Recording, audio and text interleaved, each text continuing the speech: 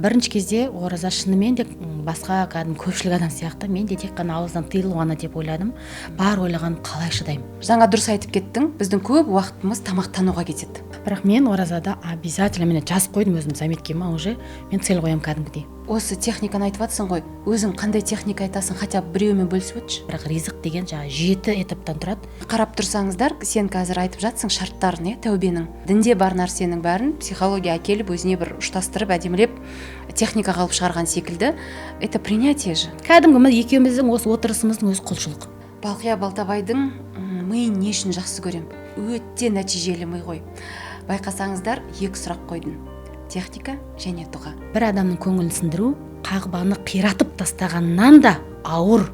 Енді отношения тақырыбында мен негізі сөйлемеуге тырысам, өйткені қорқам. Осы жерде қойып кететін сұрағым, әйелдің құндылықтарын ашатын өзіңнің техникаң бар ма? Маған не ұнайды емес сұрақты дұрыс түсініңіз. Мені не қуантады, что меня радует. Сендерге бір гүл сыйлайды ма? Сыйламайды. Кім сыйлайды біздерге? Жігітті жақындатпайсың, мен күйеуге кеш деймін ғой енді. Оразада осы амалдан қалып кетпеңіздер.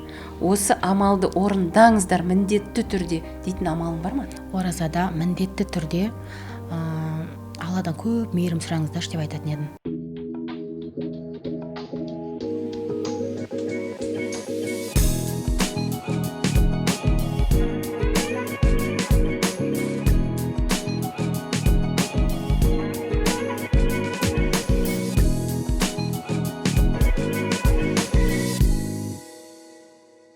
Сәлем, құрметті менің ютубтағы оқырмандарым, қалайсыздар?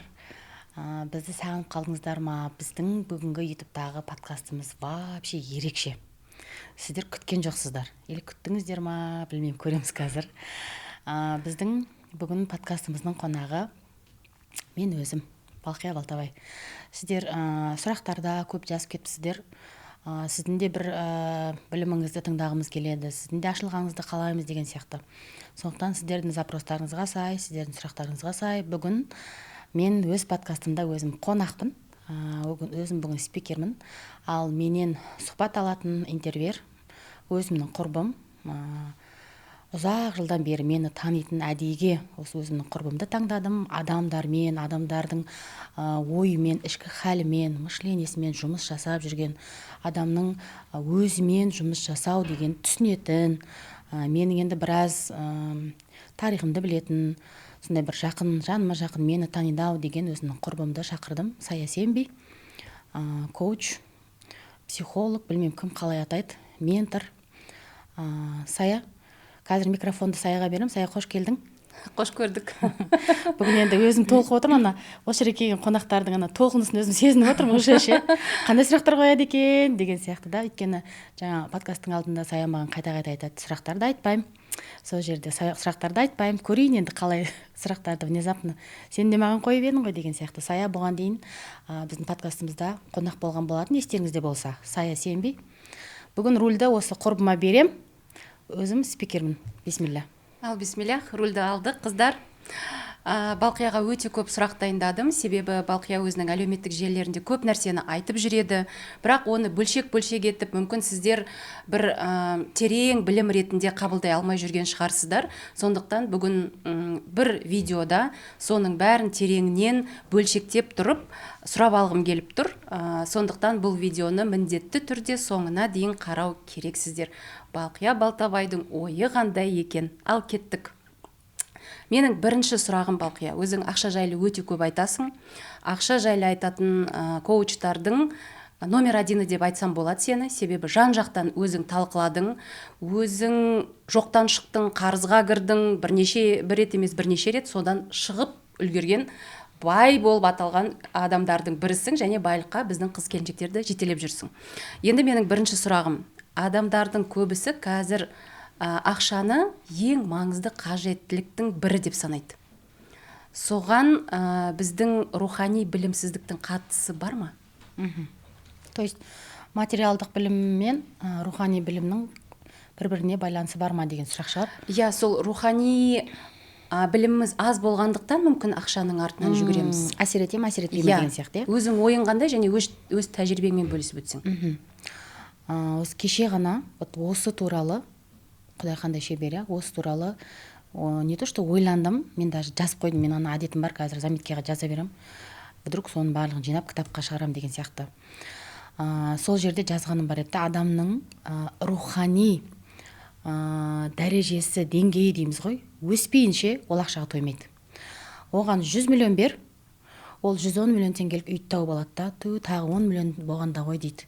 Бопты, оған $1 миллион бер, ол миллионға тағы бір 10 миллион или 1 миллион жетпейтін, әйтеуір бір жетпейтін бір нәрсені тауып алады, оның миы.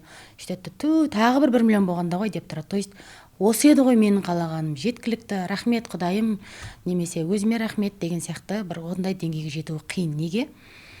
Іштегі пустота, біз іштей толыспаған кезде біз ойлаймыз, оны материалдық құндылықпен толтырып тастаймыз деп.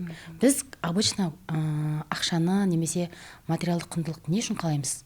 Мысалы, үйді, машинаны, болмаса брендтерді, көбіне, енді барлығында бірдей емес әрине, бірақ көп процентінде, әсіресе әйел адамдарда біз ана пустотаны толтырғымыз келеді.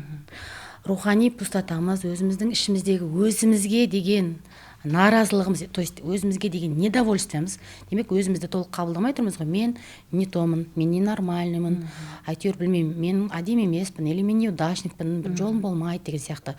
Осыларды, яғни бір ценностіміз ғой біздің, енді өзіміз туралы бір берген бағамыз, образымыз, ойымыз, өзім туралы шешімдерім. Осы бір дұрыс емес, немесе бір минус шешімдерімнің орнын толтыру үшін сыртқа өзім күштігіп көрсеткім келеді. То есть өзім ішімде білемін ол минустарымды. Енді сырттағылар соны біліп қоймаса екен, сырттағылар менің минустарымды білмей, олар мені бір күшті деп қабылдаса екен, жылтыратып хабарлатса екен деген мақсатта көбіне сыртымызды жылтырата береміз. Өзің сондай кезеңнен өттің ба? Өзіңді рухани кедей адаммын деп санаған кезің болды ма? Болды. Бірақ мен ол кезде рухани кедей екенді білген жоқпын. Кейіннен енді артыма қарайтын болсам, сол кезде мен неге тоймадым деп ойлайсың, ананы аласын тоймайсың, ананы аласын тоймайсың. Бұның тағы бір көрінісі, алған, то есть тапқан табысыңды, алған ақшаңды, басқаларды махаббатын сатып алуға, то есть біреуге әйтеуір қолыңда тұрмай, ол ақшаны өзім рахатын көрмей, осы ата-анама, осы туыстарыма, осы жақындарыма анаған машина әперу, мынаған мынандай әперу деген сияқты да, әйтеуір солардан мені жақсы деп айтыңдаршы. Мен осылай сыйлық берем, мені керек деп айтыңдаршы, мені важный деп айтыңдаршы. Сонда ақша сені өзіңді жақсы атандыру құралының бірі болды. Иә. Сондай бір қателік өзімде де болды. Кейін оны оқи келе, білім ала келе, адамдарды түсіне бастадым. То есть мен қазір қарасам, бұл Құдайдың бір даналығы шығар. Мен сол жолдардың әртүрлі өттім ғой енді. Демек, не үшін өттім? Сол жолдарда өткен адам қазір маған келсе, мен оны түсіністікпен қараймын. Мен оған уже критиковать етпей, мен оған с пониманием кәдімгідей, баяғы менің орнымда болып тұр екен ғой деген сияқты. Сондықтан да мен үнемі шырылдап жүремін. Бірінші, адам өзінің ішкі әлемін, ішкі халін толтырмаса, бұл сыртқы халмен толтыру невозможно. Ана түбі тесік шелек сияқты, алманы алып шелекке саласың, салып атсың, бірақ толмайды ана шелек, түбі тесік өйткені. Ішкі рухымыз, ішкі әлеміміз толмаған кезде бір түбі тесік шелек сияқты. Алтынды да бересің, үйді де бересің, шетелге де барасың, бірақ бір әйтеуір бір недовольны болып тұрасың, бір пустота, бір жеріңде бірдеңе жетпей тұрады. Келісемін, бірақ осы жерде өзің, Балқия Балтабай, сол ішкі пустотаны немен толтырдың? Немен толтырдым? Мен осы қазір ашық мойындаймын. Ең бірінші бұл ішкі байланыс, менің түсінігімде, мен үшін приоритет әркімде әртүрлі. Менің түсінігімде бұл Құдаймен байланыс. Өйткені Құдаймен байланыс болмаған жерде, байланыс деген не ол? Құдаймен дұрыс бір діңгек болмаған жер, мен оған арқа сүйей алмаған кезде, барлығын тек өзім дей берген кезімде, Құдайдың мені жақсы көретінін, оның мені үнемі бақылап тұратынын, оның мені қолдайтынын, қорғайтынын мен білмеген кезде, сезбеген кезде, түсінбеген кезде, маған мына әлем ауыр болып көрінеді. Сол үшін, қарызда жүрген кезімде мен медресеге бардым. Мен медресеге білім алу үшін барған жоқпын. Мен медресеге мына қарызынан қалай құтылам, мен болмаса сендер жауабын айтыңдаршы. Бар ма, ол исламдарыңда бір жауап бар ма деген сияқты бардым. Бірақ сол кезде сол қарыз арқылы менің исламға бір қалай айтсам екен, есігім ашылды. Ислам ең бірінші ол не? Ол Алланы тану. Сол кезде неужели Құдай мейірімді? Неужели Алла тағала бізді жақсы көреді? Осы жерде айтып кеткім келеді, көп адамдар сенбейді. Аллахымның мейірімділігін сезе алмайды. Сен сол медреседе сездің ба соны? Медреседе сездім деп айта алмаймын, өйткені мен мына нәрсені айтар едім. Адамға тек білім жеткіліксіз. Кеше ғана соны талқылап жатырмын шәкірттермен да. Егер біліммен бірге мейірім берілмесе, ол білім зиян. Тіпті жаңа Әл-Фарабидің айтқанында бар екен, мейірімсіз берілген білім бұл дұшпан деп. Өйткені біз білімді алып аламыз да, осы екен ғой деп жаңа правилаға саламыз да, егер ол жерде мейірім болмаса, мысалға айтайыншы, бір ғана мысал. Қазір көпшілік өзіңді тап, өзіңді таны, вот выбор себя деген нәрсе бар ғой, выбрать себя. Соны естіп алады, бұл білім екен деп, осы правила екен деп ойлап аламыз да, все, мен өзімді, тек қана өзімді таңдаймын, сендер кетіңдер, мен ешкімге мейірім төкпеуім керек. Өзім ғана деп адамдар жабылғаннан кейін, осы ниетімізге орай біз Алланың кеңдігін көре алмай жатырмыз. Ниетім тек Аллахым маған ғана бер, менің басқаларға шапағатым тимесін. Мен бақытты болсам болды. Өйткені айналамдағылар маңызды емес, ол мен жақыным ба, туысым ба, бір андай тікелей қабылдап қояды да. То есть, егер де ол мейірім не үшін келеді, қай кезде келеді? Мейірім аяныштан келеді. Егер мен біреуді аяп тұрсам, біз қазір не істейміз? Аяуға болмайды. Құдай аясын, нең бар? Дейміз ғой. Бірақ аяныш жүректегі мейірімді оятады. Сезімде беретін Құдай ғой. Егер мейірім мен білім екеуі бірге болмаса, ол білім бізді қаталдық, білмеймін енді, бір қаталдық айналдырып жіберуі мүмкін, қатыгездікке айналдырып жіберуі мүмкін. Бұл жерде мейірім деген аяныш емес, жаңағы жертвенный состояниеға түсіретін мейірім емес, мейірім деген махаббат. Мейірім деген махаббат бөліскің келеді. Алланың бізге жалпы негізі бәрімізде мейірім бар ғой. Алла салып қойған негізі біздің жүрегімізге. Ана мен баланың арасында жүрегінде мейірім бар. Мысалы, баласы қанша жерден тентек болса да, бұзық болса да, тіпті енді ішіп шегіп атса да подростық балдар, бірақ ананың балаға деген махаббаты тоқтамайды. Қанша қателік, тіпті анасына боль сыйлап жатса да, ол бәрібір баласын жақсы көріп тұрады. Махаббат бар ма? Бар. Бұл ана мен баланың арасындағы мейірім, Алланың мейірімінің бір сәулесі ғана, бір ұшқыны ғана екен да. Демек, ойлаңызшы, бізді бір 70-тен аса есе ана баласын қалай жақсы көрсе, Алла Тағала бізді содан артық жақсы көреді екен.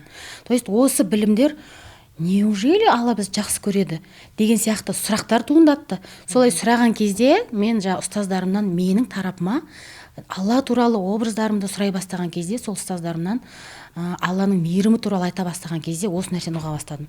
Бірақ ол кездерде бірден енді білімді болып кеттім, мейірімді болып кеттім демеймін. Годами, то есть білімнің дәмін көргеннен кейін уже оказывается мен надандықтан, топастықтан, сауатсыздықтан көп нәрсені білмей жүр екем. Андай өзімді өзім қинап жүр екем демей-ақ қояйын, бірақ бұдан да үлкен варианттарды, бұдан да үлкен возможностьтарды, басқа да күшті есіктер бар екен, білмей жүр екенмін ғой деп дәмін көргеннен кейін басқа да есіктерді ашып көргім келді ғой. Сонда түсінгенім, жүрген жерінде өзіңді бақылап жүру. То есть Алла Тағала бізге сезімдерді береді. Бірақ бұл сезімдер біз көбіне жоқ, тоқтатып тастайын. Анаған жанашуға болмайды, оған Құдайдың жаны ашысын. Анау болмайды деген сияқты анау. Әрине оның да бір процентте, то есть крайностьтан крайностьқа кетіп қалуға болмайды дейтін едім да. Ортасындағы бір мераны, бір ортадағы баланс сақтамасақ, анау болмайды деп слишком исламның да қатты фанаты болып кеткім келмейді. Бұл дүниенің де қатты фанаты болып кеткім келмейді қазіргі деңгейімде. Бір золотая середина дейді ғой, бір ортасы болады. Ертең енді қандай болатынымды білмеймін. Менің қазіргі халім, қазіргі состоянием ештеңенің артынан крайностьқа кетіп қалмай, барлық нәрсенің бір ортадағы, золотая серединасын, бір балансын ұстап өмір сүргім келеді. Жить деген сияқты. Дәл қазір өзіңді рухани бай адаммын деп айта аласың ба? Рухани бай болмасам да, рухани пустоталарымды толтырған адам деп айта аламын. И толтырып жүрсің деп. Ары қарай тағы байытқым келеді. То есть бұның бір шегі жоқ сияқты, өйткені біз өлшейміз ғой. Рухани деген нәрсе, байлық деген нәрсе не? Егер 10 жыл немесе 4 жыл білім алсам, мен рухани бай болар едім. Немесе исламды біліп алсам, немесе намазды, 5 парыз намазды оқысам, немесе ораза ұстасам, немесе Құдаймен байланыстам, мен рухани бай болар едім деген сияқты бір өлшемі жоқ сияқты бұл нәрсенің. Рухани деген нәрсе біздің рухымыз, ол өле өлгенше, пока біз тіріміз, жүрек соғып тұр, то есть өле өлгенше ол питает, то есть қоректенеді. Сондықтан біз тіріміз ба, ол байсың ба, рухани бай емессің ба, біз пока өлгенше біз бұны тойдыруымыз керек рухымызды. Сені тыңдай келе, қазір қорытындылағаным, рухани байлықты өлшеу мүмкін емес. сонда рухани байлық не деп біз өзімізге сұрақ қойсақ, өзіңнің жүрек тыныштығың. Міне осы маған қазір жүрегімнің тыныштығын сыйлап тұрса, мен рухани баймын, Аллахмен байланысым бар деген сөз. Және ақшалай да байлықты есептеу мүмкін емес қой. Ақшаны есептеу мүмкін. Жаңа өзің айтпақшы, біреуге 10 миллион аз, біреуге 1 миллион аз дегендей. Кімнің түсінігінде қалай? Иә, осы жерде адам неге қатыгез болып кетеді? Жаңа айттың ғой, біз қатыгез болып кетеміз. Аллахым сені аясын деп жаңағы жауапкершілікті Аллахыма беретін кезіміз болады. Неге адам қатыгезденеді? Мен қатыгез деп айтпас едім. Бір ғана мысал айтайын. Мен осы күнге дейін өзімнің әкемді қатал, қатыгез деп ойлап келдім. Менің түсінігімде әкем бір қатыгез болып көрінді. Бірақ мынандайда медальдің тек бір ғана жағын көріп келген екенмін. Өзімді тани келе, өзімнің ішімдегі бір настройкаларды, өзімнің ішіндегі бір әлемге деген көзқарасында реакцияларды өзгерте келе, мен әкемнің, өзімнің әкем ғой, енді мен содан тарадым ғой, оның басқа да медальдің екінші жағын көре бастаған кезде, керісінше басқалардан да ерекше, тіпті анамнан да мейірімдірек екенін сезе бастадым. Әкемнің маған деген көп жерде мен бұрын білмей жүргем. Біз тек қана тек қабағын түйгенін білеміз да, соны қаталдық деп аламыз ғой. Сондықтан жаңағы қазір мен адамдарға, барлық адамға мен былай қараймын. Осы бір нәрсені өзімде қалыптастыруға тырысып жатырмын, дағдыландыруға. Түсіністікпен қарағым келеді. Біреу қаталдық танып тұрса, бұған бір нәрсе себеп болды ғой. Бір боль себеп болды ғой бұған. Бұл өзінен өзімен қатал болайыншы деп или Алла оны қатал қылып жаратқан жоқ қой. Әу баста туылғанда. Алла кез келген адам жаратқанда махаббатпен жаратады, иә, туылғанда. То есть бәрімізде махаббат бар, бірақ ол махаббаттың сыртын бір нәрсе жауып тастады ғой. Бір нәрсе жауып бар ол ішінде ше. Бірдеңе жапты, әйтеуір бірдеңе орап тұр, немесе реніш, білмеймін, біреуге деген ыза, біреуге деген кегі бар шығар, өзінің бір қабылдап алған басқаша бір түсініктері, шешімдері бар шығар. Біреу туралы басқа, жақындар туралы, әлем туралы түсініктері бар шығар. Сол бір неден қарағым келеді, сол бір призмадан қарағым келеді адамдарға. Солай қаратын болсаңыз, аян шоянады. Қатыгез адамның өзіне сен уже аяп қарап тұрасың да, көмектескің келген кезде осы формуламен адамның мейірімділік көбейеді екен. Аяныш болған жерде мейірім өседі. Ал біз қазір қоғамда, жалпы қоғам немесе батысты психологтары, енді бізге әр жақтан білім келіп жатыр ғой қазір. Осындай білімдер айтылады ғой, аяма деген сияқты. Біз оны тікелей қабылдап жатырмыз. Біз келіп тұрған аяушылық сезімді қолымыздан келмейді, оны бүйтіп буындырып, түйіндіріп тастау деген сияқты. Аямай қою болды, кестім ол сезімді деген сезімдерді кесу қолымыздан келмейді біздің. Келіп тұрма, демек оның бір функциясы бар. Сонда сенің әкеңнің қатыгездігінің түбінде махаббат тұр ғой. Әрине. Сендерге дисциплина берді, көп балалы отбасысыңдар, аға інілерің көп. Қатыгездік деген тәртіп. Оның артында тәртіп тұр. Сол қатыгездік пен мейірімділік екеуі қатар берілмесе, қаталдық деп тұрмыз ғой енді. Екеуі қатар берілгендіктен қазір қарасам көп жерде сол бір тәртіп болмағанда мен өмірді қазіргідей сүрмес пе едім. Ол кісінің өзі де білмейтін шығар мүмкін, бірақ шынымен де жүрегінің ішінде мені жақсы көріп тұрғаннан кейін, мысалға бір кішкентай бала ана жерде неді, жаңа вилкаға, розеткаға барып қолын тығып атса, мен барып оны қолын қағып жіберем, бұны ол бала қаталдық деп қабылдауы мүмкін. Ол баланың восприятиесінде да.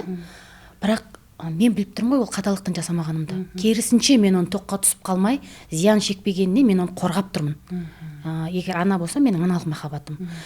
Мен ойлаңызшы, бала оң солын танымайды, бірақ баланың әр ситуацияда өзінің восприятиесі, әр ситуацияда өзінің қабылдауы бар. Мына жерде ол мені әдейіге жасады, мына жерде қаталдықпен жасады, мына жерде мен папам жақсы көрмейді деген сияқты өзіміз когда-то бір сеніп алдық, шешіп алдық. И сол шешімдермен өмір бойы өмір сүріп жүре береміз, пока өзіміз танымайтын болсақ, ішкі әлеміміз үңілмейтін болсақ. Бұл жерде сұрақ туындайды. Міне жарайды, ата-ана қатал, өзін балдарын қаталдықпен тәрбиелейді. Ол қаталдықтың шегі бар ма? Ана баланың ренжіп, баланың жүрегіне Аллахым мейірім салмаса, ол сен сияқты, сен әкеңді Аллахым жүрегіне мейірім салғаннан кейін әкеңді жақсы көре бастадың. Қаталдығын да жақсы көре бастадың, оның жақсы жақтарын көре бастадың. Ал кейбір балада ондай болмаса, ата-ананың қаталдығын жек көреді, мені жақсы көрмейді деп алшақтатпайды ма? Не ойлайсың? Менің түсінігімде қатыгез адам жоқ.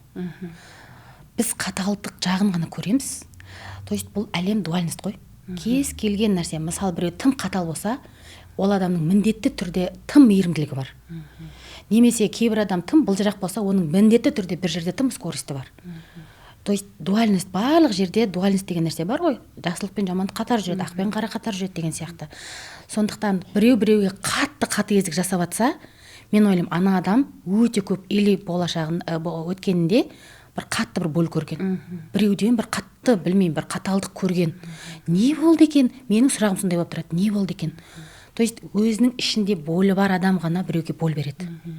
Өзінің ішінде, қалай айтсам екен, ауырлығы бар адам ғана біреуге ауырлық береді. Демек, сізге біреу ауырлық беріп жатса, біз солай қарайтын болсақ, осы призмамен, бұның ішінде де менен де ауыр бол бар ғой, бұнда демек деген сияқты. Сонда біз уже с пониманием, бір түсіністікпен қарайтын едік адамдарға. Осы жерде бір мұсылман адамның кейпін айтып келе жатқан сияқтысың. Мы формируем образ мусульманина деп айтайын.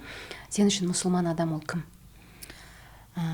Мен үшін де енді көлгірсімей ақ қояйын. Біздің пайғамбарымыз, саллаллаху жалпы біз соған қараймыз, ол бізді бағыттайды. Біздің анық қарайтын образеціміз бар ғой, адам ретінде. Ол да біз сияқты адам, соған қарап үлгі аламыз деген сияқты. Сол кісінің айтуынша, нағыз мұсылман, ол бостан-босқа айтылған жоқ бұл хадис, бұл сөзді. Мұсылман кім деген кезде, нағыз мұсылман не қолымен, не көзімен, не тілімен ешкімге зиян тигізбейтін адам деді. Нағыз мұсылман. Нағыз мұсылман ол сабырлы деген жоқ, ол бай деген жоқ, ол намаз оқи беретін, ол тақуа деген жоқ. Ешкімге зиян тигізбей өмір сүрсең, сен нағыз мұсылмансың деді. Демек, зиян тигізу деген не ол? Мен қазір қараптан құрып, өзімнен кішкене, білмеймін енді, статусым жоғарырақ болмаса, статусым жетеді, мысалы мен ене болсам, келініме барып, әйтеуір көңіліне тиетін бірдеңе айтсам, сен білмеймін, шешең дұрыс көрпе әкелмеді, шешең дұрыс не әкелмеді, әйтеуір енді ашуым ғой ол менің. Солай айтатын болсам, зияным тиді. Маған білдіртпеуі мүмкін, бірақ ол ана жаққа барып, әйтеуір көңілі қирады ғой. Ана жаққа барып жылайды, әйтеуір бірдеңе, әйтеуір оған зияным тиді ма? Демек мен нағыз мұсылмандық сипаттан кеттім. Бұл бір. Екінші, мен бір мұсылманның көңілін, көңіл деген нәрсе болады ғой, рух қой. Осыны сындырсам, яғни көңілін қалдырсам, білесіздер барлықтарыңыз, Қағба дүние жүзіндегі ең қасиетті орын. Қағбаны бәріміз ұстап, осы ой тәу етіп жатамыз ғой, енді осы ойбай Қағба күшті қасиетті ұстап қалайықшы деп ше, енді Қағбаға тәу етпесек, Аллаға тәу етеміз әрине, бірақ білеміз қасиетті ол орын Қағба деген. Қағбаны барып ұстамақ түгілі, оны сындырмақ түгілі, то есть оған бір дәретсіз барудың өзі дұрыс емес болып саналғандықтан, Қағбаны қирату ол үлкен күнә. Ауыр күнә, бір адамның көңілін сындыру Қағбаны қиратып тастағаннан да ауыр делінген да. Сонда ойлашы, кәдімгі бір адамның көңілін сындыру, настроениесін түсіру ғой, былайша айтқанда, ренжіту, ол қандай үлкен ауыр күнә, неге? Хаққысына кіру. Ол бір жұтат, екі жұтат, үш жұтат. Оның, окей, бұл дүниеде қорғаушысы жоқ шығар, менің статусым мықты шығар оның алдында. Бірақ оның Аллахы бар ғой, оның Раббысы бар, оның мықты адвокаты бар. Адвокат ертең шығады. Сөйтеді да, қияметтің күнінде мен дінтанушы немесе исламтанушы емеспін. Мен өзімнің ұстаздарынан алғанды бөлсейін, сөйтеді да, ақыретте Алла тағала әрбір құлдың хақысын, Алла тағаланың мейірімі жетеді бәріміз кешіріп жүруге дейді да, кешіріп жүруге. Бірақ именно құлдардың ақыларын өздеріне қалдырады. Егер мынау құлым кешірсе, мен кешірем дейді екен. Мысалы, мен сенің көңіліңді қалдырсам, ол міндетті түрде ақыретте ашылады ертең. Ол қалмайды, ол әділетті ғой. Бұл не ұмытып кетуің мүмкін, сен екеуміз араласып кетуіміз мүмкін. Бірақ ол ақыретте бәрібір шығады екен да. Сосын сен Алланың алдына барған кезде ертең мынау мен көңілімді қалдырған, ты уже жалуешься, шағымыңды айтасың, білесің сен ең ұлы адвокаттың алдына барып тұрғанын. Қай күні, қай датада барлығы айтылады, екі періште тұр, дәлелдер бар, жазылған амал дәптерде. Сосын егер мен сен көңілін қалдырған болсам, сол жерде Аллахым кешірші, мейіріміңе мұқтажбын, енді мойындаймын деп сол жерде тәубе жасасам, уже поздно. Сол кезде Алла айтады екен, егер Сая кешірсе, мен кешірем. А Сая кешірмесе, мен кешірмеймін. Сол кезде Сая не деп айтады екен? Сая айтады, ол жерде тәубелер қабыл болмайды. Уже бітті ғой, бұл әлемде біздің тіліміз бәрі осы, возможность осы әлемде. Оның жақта ондай возможность жоқ уже. Ол жақта есеп алаңы. Сол кезде Сая бүйтіп айтады екен, примерно мысалға айтып жатырмын да сені. Аллахым, бұл бір жағдайда кешірем, бұл маған өзінің сауаптарынан берсін. Деп сен талап қояды екенсің, сол кезде кешірем деп. Сөйтіп Аллах тағала мен сауаптарымды алып оған береді екен. Қанша жинаған сауаптарым, садаға салғаным бар, анауым істейді ғой барлық адам. Сонда мына қолыңда таудай сауаптар тұрады, мына қолыңда дейді таудай күнәлар тұрады дейді да. Сөйтіп жаңағы алып кетеді сая кеп. Енді мен бірақ саяның көңіліне деген жоқпын ғой. Бір ғана сенің хақыңа кірген жоқпын ғой мен. Ондай адамдар көп қой. Сая келіп алады, сауапты, анау келіп алады, Айгүл келіп алады, Нұргүл келіп алады. Таусылады оны. Менің өмір бойы жинаған сауабым таусылады. Бірақ адамдар әлі келіп жатыр очередте. Очередте тұр дейді да, мен хаққысына кірген жандар. Келеді, сөйтеді да, Аллахым енді менде сауап жоқ қой десем, аналардың күнәсін алып қал. Олар күнәсін мәдіп тастап кетеді екен. Чтобы кешіру үшін. Сөйтеді да, мынаның орны бір күнә, екі күнә, үш күнә сонымен мына таудай сауаптың орны таудай күнәға толады екен. Вот нағыз банкротство осы. Біз ойлаймыз ғой, бизнестің бәрін алдық. Жоқ болған кезде жылаймыз ғой, банкрот деп. Бірақ ұстаздарымыз айтады, нағыз банкротство ол біреудің хаққысына кіріп, ол хаққыларды осы дүниеде кешірімін сұрамай, құршыншы кетсінші ол деп. Менсінбейміз ғой, кейбір момын адамдар бар, жуас адамдар бар деп ойлаймыз ғой біздер ше. Үндемей қоя салады, или статусымыз жоғары олардан қарағанда. Солардың хаққы өте опасны нәрсе, өте қауіпті нәрсе екен да бұл нәрсе. Сол үшін де адамның көңілін қағбадан да жоғары қойған екен. Енді не деген білім, қыздар? Менің құрбым медресе оқыған адам. Аллахым сапарымызды бірге етіп, умрада бірге болған адамбыз. Сол жерде маған Балқия өте үлкен поддержка көрсетті. Менің діннен білімім аз, ол рас. Бұл қыз медресе оқыған, ұстаздары өте көп білім алған сол жағынан. Енді білімі өте көп. Сол жерде маған жаңағы дұрыс насихат беріп, умраның дұрыс қалай өтелу керегінен фишкалар өте көп білім берді. Сен қасымда болғаннан кейін мен умрам сондай жеңіл, маған өзіме түсінікті болып өтті деп ойлаймын. Бұны да мен Аллахымның бір мейірімі деп санаймын. Сондықтан мен саған осы дін жайлы кішкене сұрақ қойғым келіп тұр. Алдымызда ораза келе жатыр, біз білмейтін фишка өте көп. Бұл қыздар жылдар медреседе оқып, дінді оқыған адамдар, сондықтан дін жағынан сұрақ қойғым келіп тұр. Бірақ жаңағы айтып кеткеніңе оралғым келіп тұр. Сонда адам мені ренжітсе, мен оған реакция бермей, соңына дейін шыдап, мысалы алайық, өмірден алайық мысалды. Мені күйеуің сен ренжіте береді, айтқанын тыңдамайды, сезімің тыңдамайды, сен оған барасың, дұрыс емес, сезіміңді жеткізесің, маған ауыр тиді мына сөздерің дейсің, немесе үйді асыра дейсің, жауапкершілікті мойныңа ал дейсің. Ол сені ренжіте береді. Ол сені көріп те тұрған жоқ, сезіп те тұрған жоқ, естіп те тұрған жоқ. Сонда мына адамның шыдамының шегі қайда? Әйел қаншалықты соны шыдау керек? Енді отношения тақырыбында мен негізі сөйлемеуге тырысам, өйткені қорқам, ашық мойындайын. Бірдеңені айтсам, бір сонымен сыналып қалатындай болып, сол бір айтқаныма тест келетін сияқты болып қорқам. Өзің не істер едің мысалы? Мен отношениеде көп опытым жоқ, тәжірибем жоқ, 3-4 жыл ғана отбасы мәселесінде. Бірақ алған білімдеріме сай айтатын болсам, жалпы психологияда да, исламда да жалпы әйелдің құндылығы өте жоғары. Оның хаққысы, әсіресе әйелдің хаққысы өте жоғары. Еркек, мысалы исламда еркектерге берілмеген, әйелдерге берілмеген жауапкершілік еркектерге беріледі. То есть біз иногда жұбаныш таппай кетеміз ғой, жаңа сен айтасың, әйелдер жұбаныш таппай кетеміз ғой, Әрине енді мүмкін дін ұстаздары бізді ақыретпен жұбататын шығар, зато ақыретте бұның аласыңдар есебін деген сияқты. Бірақ иногда әйелдерге ол да жұбаныш болмай жатады. Ауыр бәрібір. Осы дүниеде бір жұбаныш тапқымыз келеді ғой. Сондай жағдайларда мен әйелдерге айтатын едім, бұл білмеймін, өз бір білім алуға жетелейтін шығар. Білім алуымыз керек шығар. Өйткені бұрын бүйтіп жаппай, білмеймін, сөйлей беретін едім ба, қазір индивидуально. Әркім, то есть ойлас, сенің тағдырың, сенің өзің ішкі әлемің бұл бір ювелирная работа сияқты өте ұқсамайтын, өте нәзік, ешкімге ұқсамайды.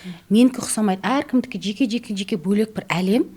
Бұлар бір-біріне ұқсамайды. Тағдырлар мүлдем ұқсамайды. Сен тіпті бір отбасында туылған 2 сестры, 2 апалы сіңлі, бір әке, бір шешеден шықты, бір үйде тұрды, бірақ екеуінің ішкі әлемі екі түрлі. Екеуінің ойы, екеуінің мінезі тіпті, Алламен қарым-қатынасы, өмірді қабылдауы әртүрлі. Тіпті ата-анасын, әке-шешесін қабылдауы әртүрлі олардың.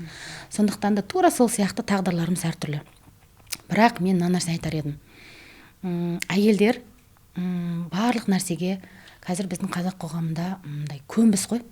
Қазір бұны айтсақ жаңағыдай сендер әйелдерді бұзып жатсыңдар деп шығады, бірақ мен әйелдердің құқығы үшін, әйелдердің құндылығы үшін бүйтіп құтырып тәкаппарланып кетіңдер демеймін енді, бірақ әйелдер өзінің орнын, құндылығын, Алланың оларды қалай бережно кәдімгідей былай оларға деген отношениесін білсе, неге білмейді? Өйткені білім жоқ. Білімсіздіктен, надандығымыздан білмейміз ғой, сауатсыздығымыздан. Егер соны білсе, онда әйелдің ішіндегі, өзінің ішіндегі құндылығы, өзінің ішіндегі бір бриллианты қалыптасар еді. Ондай болып тұрған әйелге мен ойлаймын, уже отношениең, сырттан отношениең өзі бережно болып тұрады. Сондықтан әрине сен өзің кінәлісің, немесе өзің осындай болғандықтан сондай отношение жасалып жатыр деуге тілім бармайды. Бірақ сонда да әйелдерге бәрібір шырылдап айтқым келеді, құндылықтарыңызды біліңіздерші деп. Өзіңіздің құндылығыңызды біліңіз, орныңызды біліңіз. Сіз тек қана бала туып, күйеуге жағынып, күйеудің жаңағыдай ас ауқатын дайындап, тек қана сол баланың айналасында ғана, білмеймін енді, сол нәрсе үшін өмірге келген жоқсыз. Ол нәрсе, мен үнемі айтамын енді, ол жануарлардың да қолынан келеді, ұрпақ сүю, таңнан кешке дейін жаңа тамақты ішіп, оны шығару деген сияқты. Ал бізді адам етіп жаратты ғой. Бүткіл тіршілік иесінің ең ішіндегі ұлысы етіп жаратты бізді. Бүткіл әлемді адам баласы үшін бағындырып қойды Алла Тағала да. Демек бізге сезім берді, ой берді, сана берді, махаббат берді. Осы нәрселерді біз қолдануымыз керек қой. Ана ысырапқа кетіп жатыр да, көбіне біздің осы бір ресурстарымыз, адамдық бір дәрежелеріміз деп айтайыншы. Сондықтан ол барлық адамда бар. Барлық адамда потенциал бар. Барлық адамда құндылық бар, әсіресе әйел адамдарда. Барлық әйел адамдарда бір ешкімде жоқ бір нәзіктік пен бір ана не деп айтады, бриллиантты қашаған сайын ішіндегі жауһар тас шыға береді ғой. Сол сияқты бір өзінің де тіпті өзіне де бүйтіп бережно қарайтын өте үлкен құндылық бар. Осы жерде қойып кететін сұрағым, әйелдің құндылықтарын ашатын өзіңнің техникаң бар ма? Техника көп. Егер жасайтын адам болса. Мен сабақ берген кезде, тренингтер, енді офлайн тренингтер өткізген кезде мен қатал ұстазбын. Сілкеймін кәдімгідей. Сол жерде отырып жасатқызам, өйткені біз қазір қазақ қоғамында білімді ала береміз, ананың да курсын, мынаның да курсын ала береміз, бірақ жасамаймыз. Сосын алған біліміміз ол өзімізге зиянға келеді. Ол өзімізге дұшпан негізі. Алған білімді қолданбасақ, рахатын көрмесек. Сондықтан жасаймын дейтін болса, онда беретін едім техника. Жасаймыз, қыздар, жасаймыз. Әйелдің құндылығын көтеретін Балқия Балтабайдан техника. Мынандай бір техника бар. Бір өзі отырып, тыныш қана, бір өзіңіз отырып, тыныш қана бір жерде, ешқандай шум жоқ, тіпті сотканың өзі бізге шум ғой. Алаңдай береміз, біреу жазып қалды ма, авиаға қойып тастап, телефонды бір сағат деп айтайыншы, или 1,5 сағат өзіңмен ғана өзің отырып, қағаз бен ручканы алып, сотканың зәметке емес, кәдімгі қағаз бен ручканы алып, мені не қуантады деген сұраққа 50 жауап жазыңыз. Прям 50-ден асты тіптен жақсы, ең аз 50 болу керек. Маған не ұнайды емес сұрақты дұрыс түсініңіз. Мені не қуантады, что меня радует. Осы сұрақтың барлығына жауап жазыңыз. Сосын мейлі кішкентай болсын, мейлі үлкен болсын жаза беріңіз. Кейбіреулеріңіз мүмкін мен машина алсам қуантады деп, до миымызда жауаптар шықпай қалуы мүмкін. Егер де жауап шықпай жатса, онда өткен шаққа үңіліңіз. Қай кезде қуандыңыз? Қай кезде сізде қуаныш пайда болды? Хоть кішкентай болса да, болды ғой әйтеуір. Сондай кезде қуандым, мына нәрсемен қуантады деп барлығын жазыңыз. Сөйтіңіз де дәл қазір осы жазғандарыңыздан қайсысын дәл қазір істей аласыз. Солардың тұсына плюс қойып шығыңыз. Сол плюстарды бүгіннен бастап істей бастаңыз. То есть өзіңізді көбірек қуантыңыз деп айта салсам, бұл бір абсурдтың болатын еді, түсінбейтін еді. Ал мына жерде бірінші біз жазамыз, миға Википедия береміз. Мені мына нәрселер қуантады. Мне радость керек, маған қуаныш керек. Фокус. Қуанышты мына нәрселер береді маған деп уже миға түсіндіріп жатырмыз. Все, дальше жасау уже оңай болады. То есть өзіңізді не қуантады деп список жазып, тізім жазып, солардың ішінде қайсын бүгіннен бастай аласыз, соны бастап, әр күні навыкпен дағдыланып, күнде өзіңді қуантатын бір нәрсені жасап тұрсаң, мен прям 100% сенімен айта алатын едім, айналаңдағы адамдар да сені қуанту үшін тырыса бастайды. Өйткені сен өзің, мен басында бет қуатынмын. Енді әр түрлі кімнің сабағына бармадым, мен шетелге де бардым. Құдайға шүкір деп қойды. Неше түрлі. Сонда бізге бір күн тапсырма береді. Сендерге бір гүл сыйлайды ма? Сыйламайды. Кім сыйлайды біздерге? Жігітті жақындатпайсың, мен күйеуге кеш деймін ғой енді. Сонда онда өз өздеріңе гүл сыйлаңдар дейді. Мысалы мен сен туған күніңе баратын болсам, саған гүл сыйлайтын болсам, мен бас қатырамын. Сая қандай гүл жақсы көретін еді. Ана цветочный магазинге кірем да, мен кәдімгідей ізденемін, бұл не гүл жақсы көретін еді. Басымды қатырып, сенің қандай гүл жақсы көретініңе мен бас қатырамын. Тура солай, бірақ өзіме бас қатырмаймын да. Мен қандай гүл жақсы көремін өзі. Барып тапсырма бердік, өздерің ұнататын гүлді алыңдар деді. Ана магазин огромный выбор. Мен білмеймін қандай гүл жақсы көретінді да. И күнде бір тал гүлден алыңдар деді да. Уже алып көргеннен кейін ғана үйге келгеннен кейін ананың иісі, оказывается, бұл ұнамайды екен. Ертесіне басқа гүл. То есть жасап көрген кезде ғана маған ұнайды, ұнамайды деп айта алдым. А біз сырттан анау бір нәрсені ұнатса, маған да ұнайды дей саламыз ғой. Өйткені өзімізде жоқ, пікір жоқ. То есть сенесіздер ма? Мен әлі күнге прикол қылып айтамын да. Осылай өзім гүл сыйлай бастадым. Әр жұмада гүл беретінмін өзіме. Шында мен жанымда жүрген подругаларым, сіңлілерім болған куә бірге тұрған. Сөйтіп қазір енді сторизде де көрсетемін, менің үйіме гүл үзілмейді. Басқа маған адамдар дым әкелмесе де үйіме қонақ келсе бірінші гүл алып келеді. То есть енді өздеріңізде көретін шығарсыздар сториздерімде неше жыл болды, соңғы 7-8 жыл бір күн менің үйімнен гүл үзілген емес. То есть адамдар сосын сұрайтын болдым иногда да, сен неге гүл аласың? Білмеймін, сені көрсем бір гүл бергім келіп тұрады, бір ассоциация сияқты дейді да. Сонда түсіндім. Неужели сол бір баяғы техника жұмыс жасайды, сработала деп ше. Сонда жаңа өзіңді өзің қуанта басташ, сонда басқалар да сені қуанта бастайды. То есть сен алдымен құнды екеніңді өзіңе түсіндірші. Басқаға мен құндымын, неге сен мен құндылығымды білмейсің деп күйеуге, басқаға барып айқайлай бермей, өзіңе түсіндірші бірінші құнды екеніңді. Жаңағы техника негізі күшті көмектеседі, бірақ біз жасамаймыз ғой. Жасаймыз қыздар. Жасаңыздар, күшті. Келесі сұрағым, Құдай қаласа, қасиетті Рамазан айы кіріп келе жатыр. Оразаны Балқия Балтабай қалай тұтады? Оразаны кәдімгі қарапайым адамдар сияқты.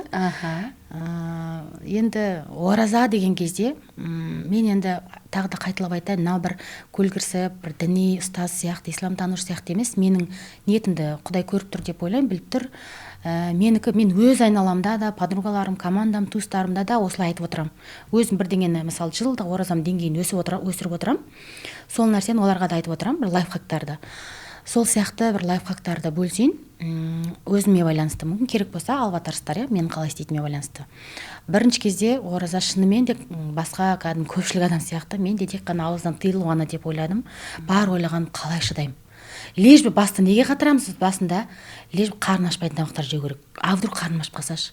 А вдруг кешке неше сағат шыдау керек? Сонда сағат есептеп, датаво біз ана тамаққа зависим болып қалғанбыз ғой. Не болады сонда? Жоқ, мен қарным ашпайтындай жұмысты көп істемеуім керек деген сияқты да. Нет, наоборот, тамақты қорытуға кеткен энергия бос қалады. Тамақты ішуге кеткен уақыт бос қалады. Наоборот, бізде ресурстар кішкене босайып көбейе бастайды оразан кезінде да. Вот сол кезде мен айтар едім, 12 ай, жаңағыдай 11 ай біз бизнес, бала-шаға, отбасы, жалпы тіршілік деп жүрдік қой. 1 ай тіршілікті тоқтатып, ағзаға да, миға да, өзімізге де, жүрекке де, рухқа да бір бензин құятын, рухты тойдыратын ай деп айтар едім. Сол 1 ай тойдырып алған рухымыз 11 айға иншалла жетеді деп ше.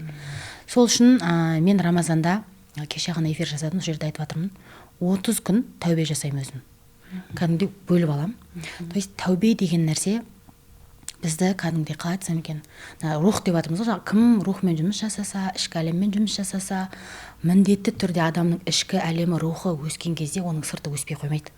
Сырты дегеніміз осы ризығы ғой, енді бірақ ризық деген 7 этаптан тұрады. 7-ші ең төменгі этап ақша ғой. Оған дейінгі қанша бар ғой, иман бар, денсаулық бар, оның бәрі ризық, білімнің өзі ризық.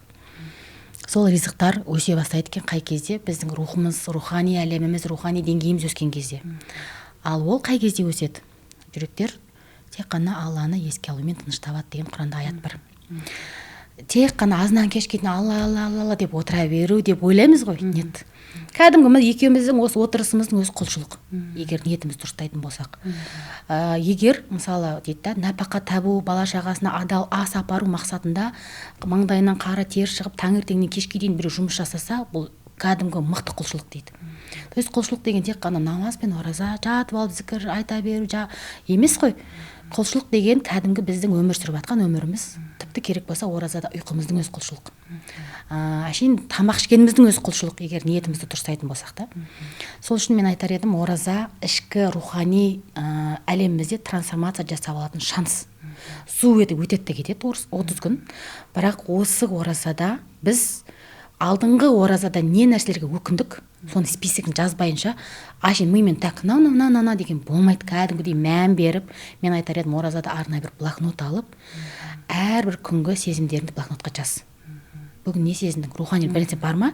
Түк сезбесең, түк сезбедім деп жазып қой. Прям түк сезбей жатырмын, мен жындым ба? Сонда Құдаймен кеше бір шәкіртім айтады маған, омраға барғанда түк сезбедім, сонда Құдаймен ұмытып кеттім. Шақырарын шақырып алды да, мен ұмытып кеттім. Неге десем, мен бір-ақ рет омра жасадым да, кейін ұмытып кеттім, ары қарай вообще жасамадым да, бір түрлі болып қайттым деген сияқты да. Мен айтам, барлық нәрседе Алланың қалауы болады. Значит, соның да артында Аллах Тағала тұр.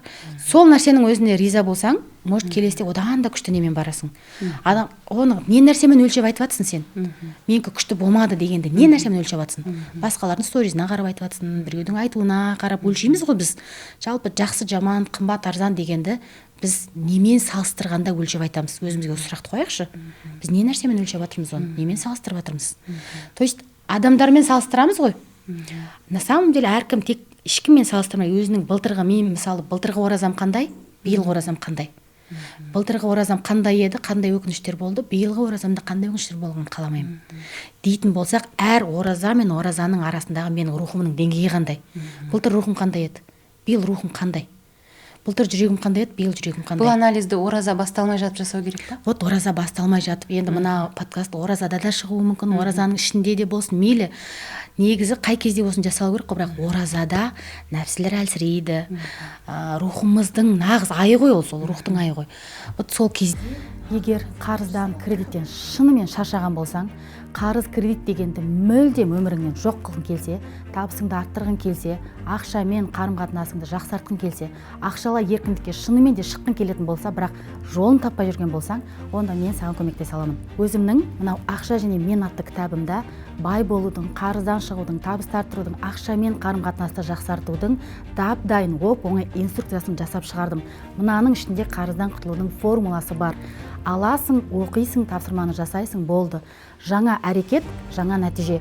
Дәл қазір мынау кезекті бір рекламасын жасап отыр деп өткізіп жібересің, немесе мен бұны босқа көріп отырған жоқпын ғой, мен мына шансты пайдаланайыншы деп осы кітапты алып, әрекетіңді де, өміріңді де, халіңді де өзгертесің. Таңдау сенде. Кітапқа тапсырыс беру үшін мынау тұрған WhatsApp нөмірді жазып ал да бізге жаз, немесе төмендегі сілтемеге хабарлас. Оразаға саналы түрде кіру керек дейсің ғой. Дайындықпен, өте үлкен дайындықпен. Егер мысалы сен мен маған айтса, қыздар оразаны прям Инстаграм бәрін тоқтатып, телефонды қойып, отвлекающий нәрселердің барлығын басып, прям күшті дайындықпен кіріңдер да, и оразаны прям полностью құлшылықпен өткізіңдер, ғибадатпен, прям берекеліп өткізіңдер. Сөйтіп өткізетін болсаңдар, әрқайсыларыңа бір машина сыйлаймын оразадан кейін. Дейтін болса, ой, бай, қандай машина? Машина үшін, қой, телефонды тоқтатайық, бізге машина керек деп екеуміз істейтін едік. Неге? Или 10 000 доллар беремін екеуіңе десе. То есть бізде бәрібір де құндылық, материалдық құндылық бәрібір Аллаға кетіп қалғанда. Әлі күнге рухани құндылық, біздің рухани құндылық на самом деле мына материалдық құндылықтың беретін кайфын, одан да үлкен ләззатты беретін білмей жатырмыз ғой. Одан да үлкен бізге ләззатты, одан да үлкен рахатты, махаббатты беретін сезінбей жатырмыз. Неге? Ол пока көп насихатталмай жатыр да, ол нәрсе. Егер сөйтіп айтса беретін едік. Бірақ мен айтатын едім, бір рет дәмін көрді, неге адамдар Кабаға барғысы келе береді? Неге адамдар Меккеге барғысы келе береді? Бірақ түсіндіре алмайды. Не болып жатыр? Бір ана жерге барғанда мен былай айтатын едім. Меккеге барғанда біздің мына жүрек болса, сырт әр нәрсеге қамалып қалған ғой, енді отвлекающий нәрсе бар, дүние қоңыздығымыз бар, ренішіміз бар, обидамыз адамдарға.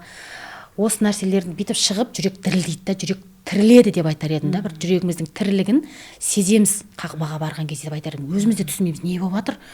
Вроде жылай жатсың, бірақ не аяп жылап жатқан жоқсың өзіңді, не қуанып жылап жатқан жоқсың. Мысалы да мен өзім не үшін жылап жатқанымды білмеймін. Но слез прям ана тоқтамайды да. Сосын жанымдағы адамдарға қарап, ана жаққа барған кезде мен өзім көп жалғыз қалуға тырысам, Меккеге барған кезде. Сонда түсіндім, мына оразаның кезінде де байқап көріңіздерші, жүрек осындай бір тірлігін білдіретін сияқты. Бір жүрегіңіз дірілдейтін сияқты. Ал жүрек Алламен связь ғой тікелей, жүректер Алланың қолында, біз жүрегімізді басқара алмаймыз. Біз миымызды басқару мүмкін, ойымызды басқару мүмкін. Яғни Алланың басқаруындағы біздің жүректеріміз оразаның кезінде бір ерекше бір дірілдейтін сияқты да, бір ерекше тірлік деп айтсам, қалай оянатын сияқты. Вот сол кезде пайдаланып қалсақ, оразаның кезінде или таңнан кешке дейін сол кім қай жерге ауызашарға барды, сториздарын көріп әр блогердің бүгін ауызашарханалар қандай посуда қойды, қандай тамақ берді, кім қандай абайка киіп алған деген сияқты. Иә, енді осындай күнделікті әдет болып кетті, өйткені бізге бірден тоқтату оңай емес ол нәрсені. Бірақ қайта енді оңай емес деп осындаймыз ғой деп қоя салуға болмайды, бұл жауапкершілік.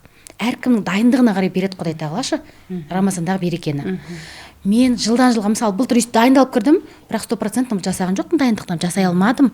Демек, келесі жылы өзіме сол кезде уәде бердім. Келесі жылы Рамазанда Аллахым жеткізсең, мен бұдан да чуть улучшение жасағым келеді. Тағы жақсартқым келеді келесі Рамазан деген сияқты. Сондықтан Рамазанға кірдіңіз ба, кірмедіңіз ба, или кірмей тұрсыз ба, салыстырып көріңіз, былтырғы Рамазанда не нәрсені упускать етіп алдыңыз. Бірінші біздікі анализ болып тұр. Обязательно. Өткен жыл мен осы жыл. Екінші сұрақ. Жаңа дұрыс айтып кеттің, біздің көп уақытымыз тамақтануға кетеді. Тамақтану деген бір әдемілеп отырып, асықпай, телефондарды өшіріп, бір құлшылық секілді. Қазір былай қарап тұрсаң бар ғой. Адамдар өздерімен рахаттанып, әңгімелесіп, бір тамаққа действительно өте көп көңіл бөлеміз. Оразада ол жоқ. Сол тамақтануды енді қолымыз бос қой. Немен заполнить етеміз? Сен өзің не істейсің? Міне обед бар, ужин бар, завтрак бар дегендей. Сол кезде не істейсің? Оразада, мысалы, мен де жолдасым да, енді біз былтырдан бастап сондай әдет қалыптастырдық. Қасиетті жерде болуға биыл да бұйырса бар жатырмыз, иншалла. 2 күннен кейін жолға шығамыз. Бірақ мен оразада обязательно, мен жазып қойдым өзім заметке ма уже, мен цель қоям кәдімгідей. Рамазанда енді максимум жетпесем де, бірақ цель қоям. Рамазанда Құран хатым жасаймын. Рамазанда мысалы мен бір рет әрең жасасам, күйеуім 3 рет жасайды деген сияқты да. И Рамазанда мен былай айтар едім, өзгерте алмай жүрген мінездеріңді, өзгерте алмай жүрген бір навыктарыңды өзгертіп алуға күшті повод. То есть трансформация Рамазанда мощно кетеді. Осы күнге дейін алған сабақтарың бар, жаңа білімдерің бар ғой, техникаларыңыз мүмкін емес жоқ болу бар. Сол кездегі техникаларды жасап алатын шанс. Неге? Өзіңді тануға ұмтылған сайын ол да құлшылық. Өйткені мен өзімді өзім жаратқан жоқпын ғой. Менің заводым бар ғой. То есть өзімді таныған сайын мен заводымды тани бастаймын. Өзіме ғашық болған сайын мен Құдайыма да ғашық бола бастаймын. Демек, өзімді тану арқылы мен Алламды танимын. Өзімді тану егер осы мақсатта жасалса, ол құлшылық та. Осы техниканы айтып жатсың ғой. Өзің қандай техника айтасың, хотя біреумен бөлісіп өтші. Мен айтып жатырмын ғой, сезім күнделігі деген нәрсе бар. Мен былтыр Рамазанда бергем негіз қыздарыма. Сезім күнделігі деген нәрсе бар. Адамның өзін тануы, менің түсінігімде, ол ең бірінші наблюдениеден басталады. Что я чувствую? Бүгін оразаның бірінші күні бірдеңе сездім ба, или мен әлі робот болып жүрмін ба? Күнде жаза бастайсың ғой, уже сенің фокусың сырттағы, анау не істеп жүр, биыл Рамазанға анау сая омраға кетіпті, анау мыняққа кетіпті емес, уже фокусым ішке өзіме қарай бұрылғаннан кейін, окей, басында болмайды, дым сезбеуіңіз мүмкін, но сезбесеңіз, бүгін дым сезбедім, дым сезбей жатырмын, вроде ештеңе айырмашылық жоқ деп жаза бастайсың, уже, бірақ обязательно 7-8 күнде уже сен бірдеңе сезе бастайсың, уже сен бақылай бастайсың, фокус қойғаннан кейін көзіңе көріне бастайды, фокус қойғаннан кейін мүмкін емес та, ол стрелка өзіңе бұрылғаннан кейін. И ана 27-28 күндер егер үзбей жасасаңыздар, күнде бір хотя бы бір строка болса да сезім күнделігін жүргізіңіздерші деймін мен Рамазанда. Егер сөйтіп жүргізе бастасаң, 27-28 күндер бар ғой, оразан сол кездерде сағыныш, қимастық, мен Құдайды сезе бастаған сияқтымын деген сияқты нәрселер. Білмеймін енді. Мен кімдерге бердім осы тапсырманы, бәрін жасаймыз, талқылаймыз, сондай нәрсе соңына қарай шығатын сияқты да. Тағы да қайталап айтам, ана бүйтіп өзімен өзі отырған кезде бұндай сезімдер келмейді. Жазыңыздар деп айтамын мен всегда. Жазған кезде бәрібір мидың кішкене фокусы бұрылады өзімізге қарай. Сондықтан мен сезім күнделігін жүргізем, жылда оразада. И былтырғысына қараған кезде, былтырғы нелерімді оқып көрем да, даже менде осындай сезімдер болған екен ғой. Акасы мен мынандай сезімдерді өткізіппін ғой деген сияқты қарай бастаймын жаңағы өзімнің күнделігімнен да. Сол нәрсе маған кәдімгідей бір қызық болды. И оқырмандарға айтар едім, жасап көріңіздерші деп. Өзіңді танудың ең бірінші жолы осы өзіңнің сезімдеріңді тани бастау. Тыңдай алу өзіңді, бақылай өзіңді. Ораза енді ерекше ай ғой. Оразада осы амалдан қалып кетпеңіздер. Осы амалды орындаңыздар міндетті түрде дейтін амалың бар ма? Оразада міндетті түрде Алладан көп мейірім сұраңыздаршы деп айтатын едім. Өйткені бізге мейірім жетпегендіктен біз көп нәрсені іздеп жатырмыз. Керек емес нәрселерді, ресурсымызды ысырап қылып соларды іздеп жатырмыз. Тіпті мейірім жетпегендіктен біз дүние байлықты іздеп жатырмыз. Мейірім жетпегендіктен біз қатыгездік, қаталдыққа кетіп жатырмыз. Мейірім жетпегендіктен ұрсып ренжіп жатырмыз. Мысалы, ренжіген адам, оған не жетпей жатыр? Внимание деп айтамыз, иә. Внимание деген не ол? Сол адамға бір ауыз жылы сөз, мейірім, жаным солды бір құшақташ, сол вниманиеге тойса, ол сенің көп нәрсеңе мән бермей уже ренжімейтін болады. Біз үйренгенбіз ғой, реніш арқылы внимание алып, реніш арқылы мейірім алып үйренгенбіз, только через обиду, да. То есть Алладан, Раббым, сен мейірімділердің мен өзім өте көп жасайтындығым. Күнде міндетті түрде бір рет жасаймын осыны. Сен мейірімділердің мейірімдісің. Мен сенің мейіріміңе мұқтажбын. Менің жүрегімді соншалықты мейірімге толтырып қойшы, мен адамдардың мейіріміне мұқтаж болмайын. Адамдарды мейірім іздемейінші. Сенің мейірімің маған жеткілікті болсыншы. То есть Алладан мейірім сұрай беруіміз керек. Сол кезде мен ойлаймын да, әркімнің миында Алланың образы әртүрлі. Біреу Алланы қатыгез, ол жазалайды, бір рет күнә жасаса болды, енді мен кешірмейді деп ойлайды. Біреудің түсінігінде Аллах мені еркелетеді дейді, біреудің түсінігінде Алла мен мейірімін шашады дейді. То есть мейірімді сұрай келе мүмкін образымыз өзгерер. Осы айтқаныңнан сұрақ өзі туындап тұр. Күнделікті айтатын дұғамның бірі дедің. Қандай дұғалар сенің аузыңнан түспейді? Менің аузымнан үнемі түспейтін дұға, Аллахым, мені өзіңнен басқа ешкімге мұқтаж етпе. Неден туындады бұл дұға? Неден туындады? Сол қарыздағы кезде, то есть мен қарызда жүрген кезде қарыздағы адамдарды өте жақсы түсінемін. Біреу қарызда жүрген кезде, сен жындысың ба, басың істемей ме, соны неге кірдің? Енді өзің ойлан, енді сөйт деп ақыл айту өте оңай. Бірақ сен оның ішіндегі жүрегінің жылап жүрген түсінбейсің. Ол сырттан күліп, бәрі жақсы дегенмен түртіп қалсаң жылап жіберейін деп тұр. Больно ей. Шынымен де қарыз оған толық ауаны жұтуға, бір свободно өмір сүруге возможность бермей жатыр. Өзін бір іштей түрмеде сезініп жүр ол адамда. Бірақ оны түсіне алатын, жаным, понимаю, қиналып кеттің ғой сен дейтін ешкім жоқ. Сондықтан да біз өтірік өмір сүруге айналып кеттік, сыртымыздағы өтірік сырты бүтін, іші түтін дейміз ғой жаңағыдай. То есть солай жүрген кезде мен адамдарға жаутаңдай бастадым. Шынымен де мен хат жазбаған әнші қалған жоқ, мен хат жазбаған танымал адам қалған жоқ. Жаутаңдап бір сәл бай адам көрсем, үстіне бір костюмчаларды киген адам көрсем, осы менің көмектесер ме екен. Өйткені менде сенім жоқ, менде үміт жоқ. Әке-шешем жағдай анау. Енді мен өзім қалтама қараймын да, соған тәуекел етемін, соған қарап вывод шығарам ғой. Мен бұл қарызды құтыла алмаймын. Маған значит бір байлар көмектесу керек деген сияқты да. То есть сұрамаған, бір жаутаңдамаған байым қамаған шығар, мен танитын бай. Сол кездерде как раз сол бір қиындықтармен мен медресеге бардым. Басында бір уақытша бардым ол медресеге. То есть анау 3 айлық несі болатын жаздағы. Сол кезде бір күні мен ұстазымның күнде кешке дұға жасайды да. Мен Рамазанда бардым как раз. Сол кезде осы дұғаны естідім. Раббымыз бізді өзінен басқа ешкімге мұқтаж етпесін. Анау менің жүрегіме қадалды, кәдімгі менің жүрегімді майлап атқан сияқты болды да. Мұқтаждықта жүрмін ғой мен. Адамдарға мұқтаж болып жүрмін да. Аллахым, мені өзінен басқа ешкім мұқтаж етпеші. Бірақ мен ол кезде дүниелік нәрсеге байланысты айттым. Қазір түсіндім, мұқтаж етпеші деген ол не только материалдық нәрсе.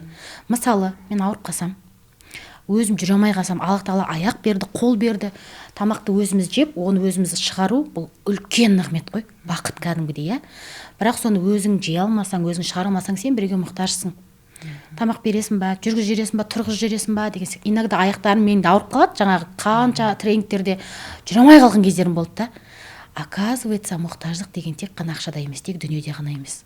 Қай жағынан болсын, Аллахым, мен тек саған ғана мұқтаж болайыншы. Мейлі қай жағынан, білім жағынан болсын, материалдық жағынан болсын, осы дұғаны өте көп жасаймын. Сосын оқырмандарға айтар едім, 30 күн тәубе жасап көріңіздерші деп. 30 күн. Тәубе деген не?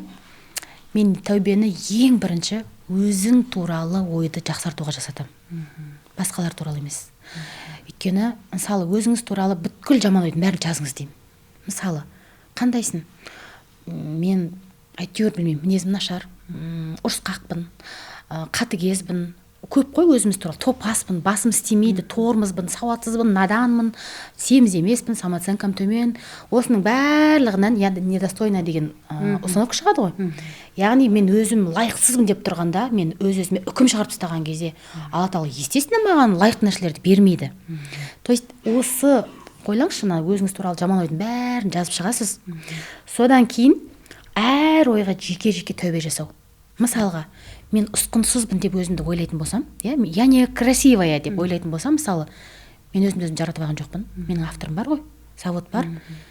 ол жаратты, демек мен оны ренжітіп жатырмын. Аллахым, короче, сен мені ұсқынсыз қылып жараттың. Неге сен мені әдемі қылып жаратпадың? Неге сен мені осындай қылып жараттың? Претензия туындайды. Иә, Аллаға ғой претензиям тіке. Оны мойындап тұрған жоқпын. Осы Аллахым, оказывается, сен мені ұсқынсыз етіп жараттың деп ойлайды екем, шешіппін, соған сеніп жүріппін. Сол үшін тәубе етем, кешірші. Осы Рамазанда тәубемді қабыл етші. Мен өзімді ұсқынсыз емес, сенің ерекше құнды жаратылысың деп қабылдауды нәсіп етші. Әр жеке мынау бар ғой, енді тәубе 30 күнде 30 тәубе жасау, кәдімгі взлет. Мен қанша адамдарға беретінмін осыны, өзім жақындарымнан бастаймын ең бірінші. Кәдімгі трансформация жасамай қоймайды бұл. Әр тәубеден бір дұға шығатын сияқты. Өзі тәубе деген сондай ғой, тәубенің өзі 3 шарты бар. Анық шарттары бар да. Біріншісі өкіну. Аллахым, кешірші, мен ақмақтықпен жасадым. Бар ғой жаңағыдай, ұсқынсызбын дедім, или білмеймін, неудача жолым болмайтын бір сорлымын дейтіндер бар. Или там мен лоқпын, чумомын, өзіміз туралы әртүрлі айтып аламыз ғой, енді әйтеуір ол жазсаң шығады негізі. Осылай ойлаппын. Демек сен мені сонда лоқ қылып жараттың ба? Демек сен мені там чумо қылып жараттың ба? Та не бар? Мен сонда сен мені, или мен ақмақпын деп, или мен тормызбын. Сонда сен мені ақмақ қылып жараттың ба? Алла ғой жаратқан. Аллахым, кешірші, мен өзімді осындай лоқпын деп сезіну арқылы, осы шешімім арқылы мен тікелей саған претензия айтыппын. Осы ойыма тәубе етем. Мойындау керек қалды мен. Иә, осы ойыма өкінемін. Тәубенің 3 шарты бар. Біріншісі өкіну, екіншісі кешірім сұрау, үшіншісі бекіну. Екінші қайтып олай жасамауға, бекіну да. Яғни осы 3 нәрсені кешірші, осылай ойлаппын, иә, мойындау. Осылай ойлаппын, мені кешір. Және осы ойлағаныма қатты өкінемін. Және екінші, осылай ойламауға сен маған жәрдем ет, өйткені мен ойлап қойып жатырмын. Мен халім жетпей жатыр оған. Сен маған жәрдем етші деп Алланың өзінен сұрап, және осы ойға бәрі негатив ойлар шықты ғой, минус. Соған қарама қарсы антоним плюс дұғалар жазып шығыңыздар деймін. Сөйтіп бірінші тәубе жасайсың, артынан плюс дұғаларды айтып шығасың. Взлетсың ғой, ракета болады иншалла. Иә, мына қарап тұрсаңыздар, сен қазір айтып жатсың шарттарын, тәубенің. Психология осы діннен туындаған секілді маған кейде бар ғой. Дінде бар нәрсенің бәрін психология әкеліп өзіне бір ұштастырып, әдемілеп техника қалып шығарған секілді. Это принятие же. Өзіңді мойындау, қабылдау және оған екінші рет бет бұрмау. Бірақ осы жерде мынандай нәрсе бар. Мы даже, знаешь, мен осыны істемеймін деп бекіне алмаймыз. Ол біздің қолымыздан келмейді. Сондай бір кездер болған ба сіздерде? Бірдеңені істемеймін дейсің, именно сол нәрсемен сыналасың. Істеп қоясың ол нәрсені. Сосын не істейсің? Өзіңді опять мүжейсің ғой. Вот я никчемный. Я ненормальный, короче. Істемеймін десем де істеп қоя берем деген сияқты да. Көбіне адамдар осындай жағдайларда зависимостьқа, психотроптарға барады. Қай кезде? Я не то, я ненормальный, я не окей деген кезде. Но сол адаммен кішкене жұмыс жасап, енді білмеймін, тәубе жасатып, кішкене жұмыс жасатса, ол адамдарда мейірім жатыр ғой, жүректерінде. Сол мейірімді оятқан кезде өзіне деген махаббат оянып, сол арқылы Құдайға деген шүкірлік оянған кезде, ол адамнан жақсы адам шықпайды ғой негізі. Но бізде анандай поддержка жетпей жатады, кішкене түсіністік жетпей жатады. Өзі құлап, мен бүйтіп айтамын да. Мысалы маған кеңес сұрап келеді ғой, күйеуім арақ ішеді. Не істеймін оған? Сосын мен айтамын, именно арақ ішіп жүрген, енді осындай бір зависимостьта, тәуелділікте жүрген адамдарға ерекше қолдау керек. Оларға жетіспей жатыр. Өзі и так та ішіп, не істеймін? Или жаңа ставкаға баратындар, лудомания, игромандар. Ойнайды да олар, ойнап қойған екен өкінеді ғой. Бірақ айтпайды оны сыртқа. Неге ойнаймын, тағы ойнап қойдым ба деп өзін мүжейді. Сосын ішеді барып, чтобы ана забыть да. Сөйтіп жүрген адамға үстінен әйел келіп давка жасайды да. Басың істемей ма, бала шағаны ойламайсың ба, сонда сен мен нағып жүрмін сен деген кезде ананың үстіне давка болады. Өзі бүйтіп, ана жүрегін бүйтіп мейірімін тірілтемай жүрген адамға үстінен давка болады ғой. Енді әрине қолдауға міндетті емеспіз деп ойлайтын шығармыз, бірақ ең жақын адамдарынан сол кезде қолдау болса, олардың жүректерінің мейірімінің оянуына кішкене көмектесер едік та біздер. Біздің қоғамда бірақ жаңа қолдау дегенді білмеймін, басқаша түсінеді. Егер қолдасам басыма шығып кетеді, сосын ертең мені жаңағыдай таптайтын болады деген сияқты да. Бұл да бір убеждение ғой. Берілме деген, борьба ғой біздікі, берілме деген. Осы жерде сұрақ туындап тұр. Ақша жайлы номер 1 коучсың. Мен үшін номер 1, сіздер үшін де сондай деп ойлаймын. Ақша және мен деген керемет кітап туындымыз бар. Сол кітап ақша жайлы ма, рухани байлық жайлы ма? Мен осы жерде бір секрет ашайын. Кітаптың аты не үшін ақша және мен? Адамдарға құндылық деп кітапты шығарсам, оны оқымайтын еді ешкім. Сен құндысың десем, оны оқымайтын еді.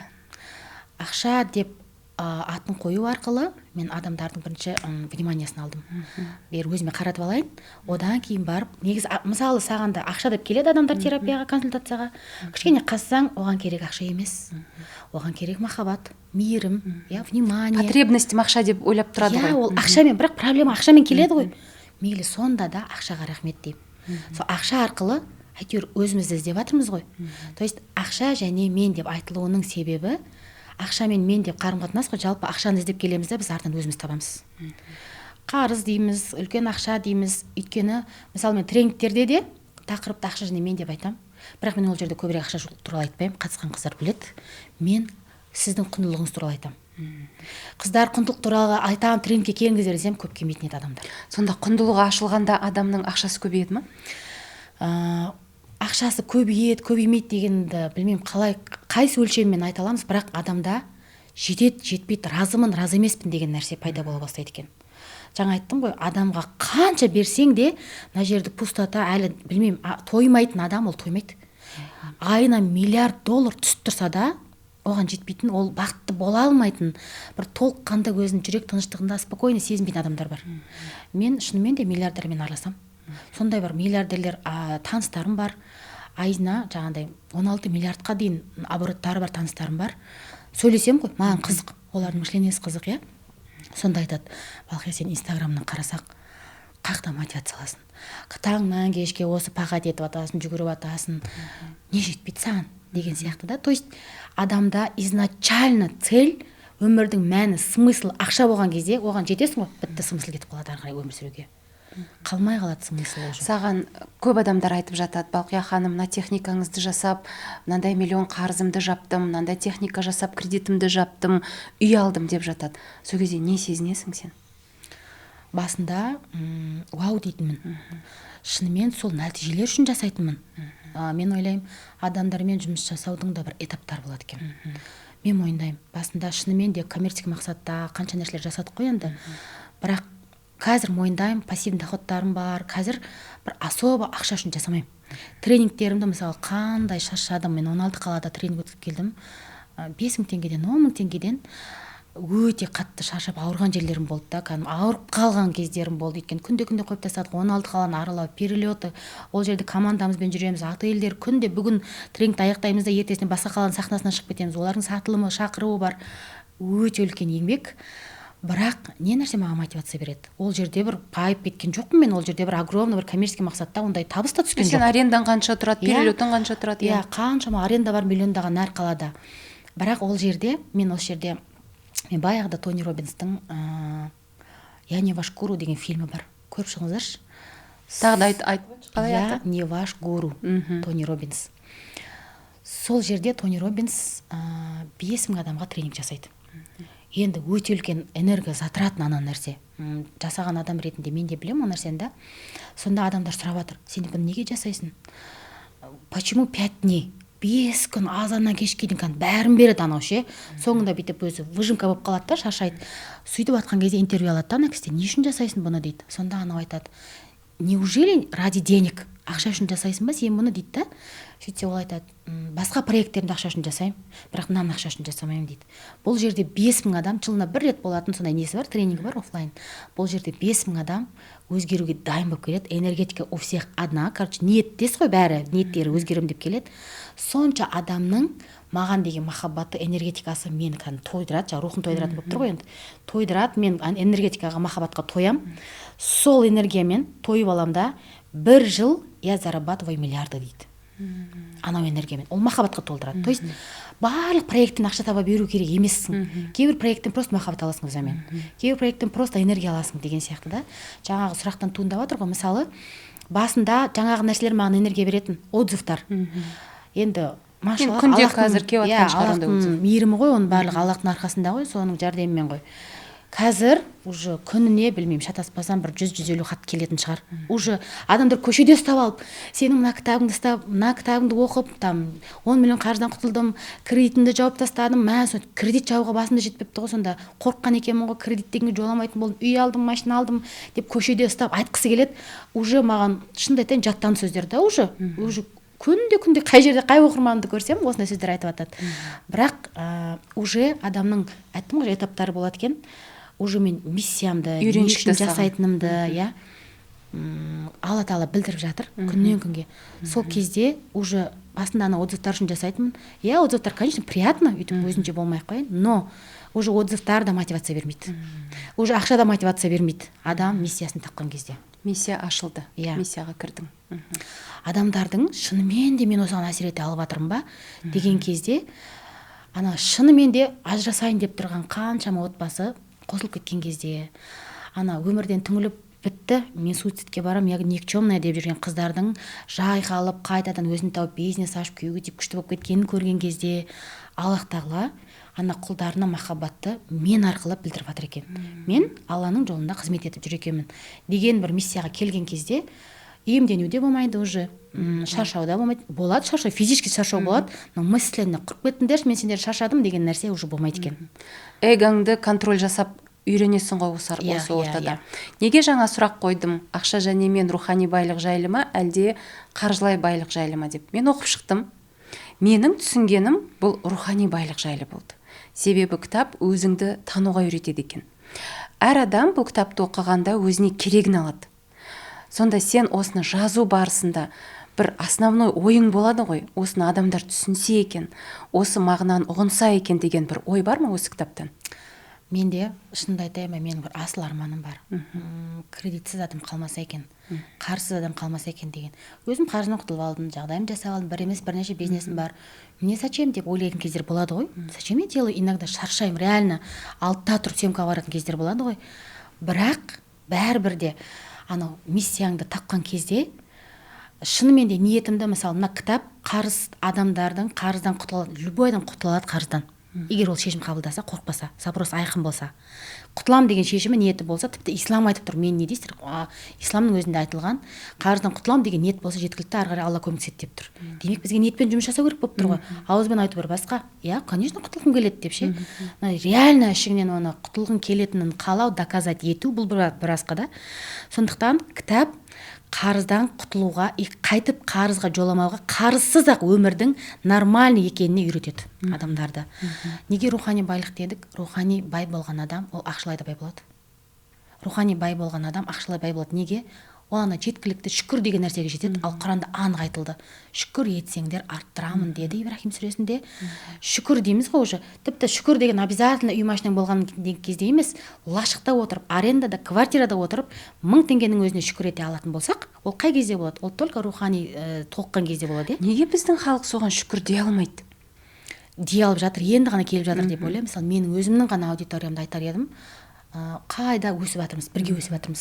Аудиториям бұрынғы аудиториям салыстырсам, тура сол аудитория, бірақ біз бірге өсіп келе жатырмыз. Менімен бірге анау Алматы әйелдер орталығынан бері келіп жатқан оқырмандарым бар. Бірге өсіп келе жатырмыз. То есть мұндайда адамдарды бас салып, өзің кінәлісің қарызға, өзіңнің кесіріңнен деуге қазір аяймын адамдарды. Түсінгім келеді адамдарды. Босқа кірген жоқ ол қарызға. И так больно боль қосқым келмейді ол адамдарға. Наоборот, поддержка, шабыттандырғым келеді қолыңнан. Уайымдамашы, Аллах бар деп сендіргім келеді. Сондай мақсатта жазылған кітап.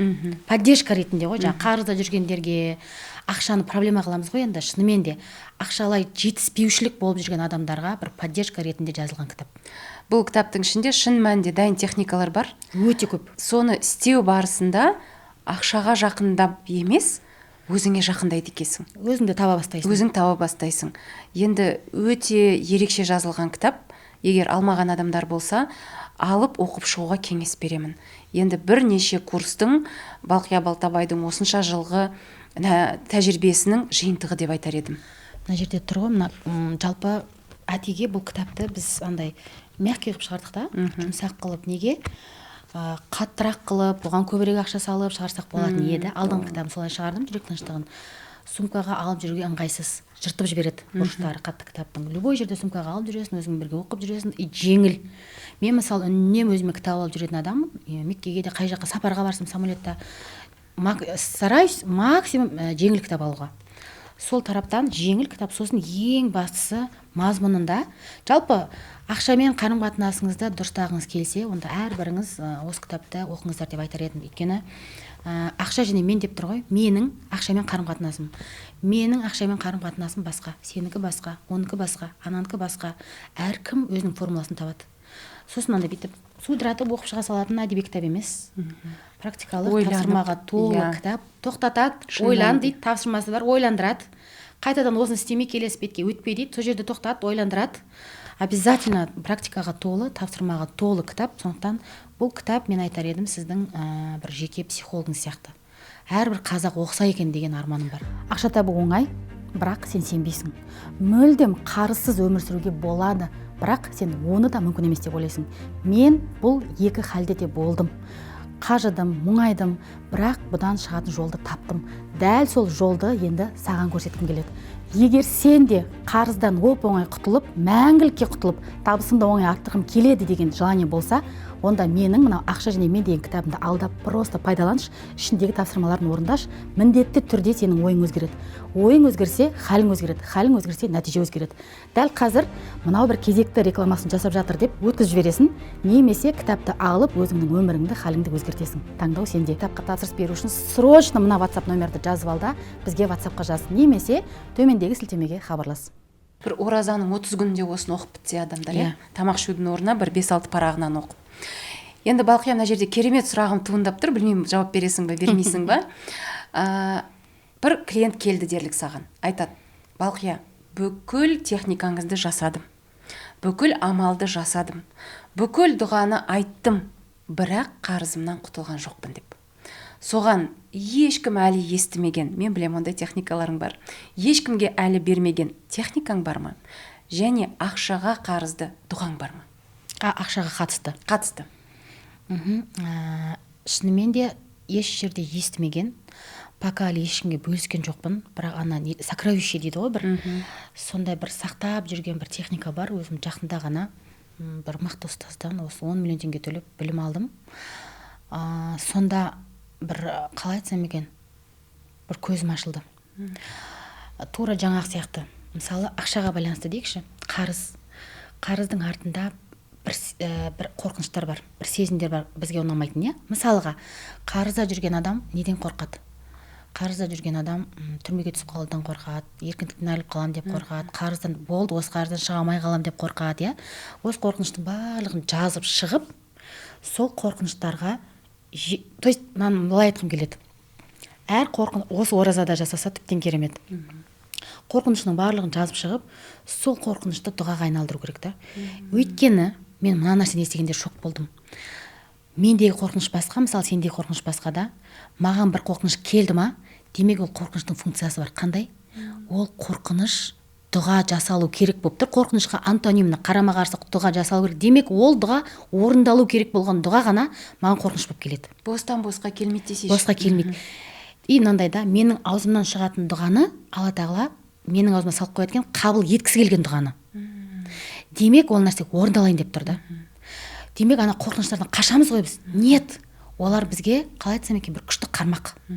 Егер артында балық тұр да оның ше, қорқыныштарыңыздың барлығын жазып, қандай қорқынышыңыз бар, мейлі неден қорқасыз, окей, қарызсыз, ойлаңызшы, құтыла алмайсыз, болды, құтылмайсыз бұл қарыздан, құтыла алмай қалам деп қорқам дейсіз, окей, болды, құтыла алмай қалам деп ойлайсың, что будет, дальше что, не болуы мүмкін, түрмеге түсу мүмкін, налог келіп опрос алу мүмкін, не бар, ажырасып кетуі мүмкін, жалғыз қалуы мүмкін, күйеуін тастап кетуі мүмкін, ағайын туысын білмеймін, облом болуы мүмкін, отвергать етуі мүмкін, бетіме келіп түкіріп кетуі мүмкін, или өлтіріп кетуі мүмкін, білмеймін, не болуы мүмкін, мен мысалға айтып жатырмын.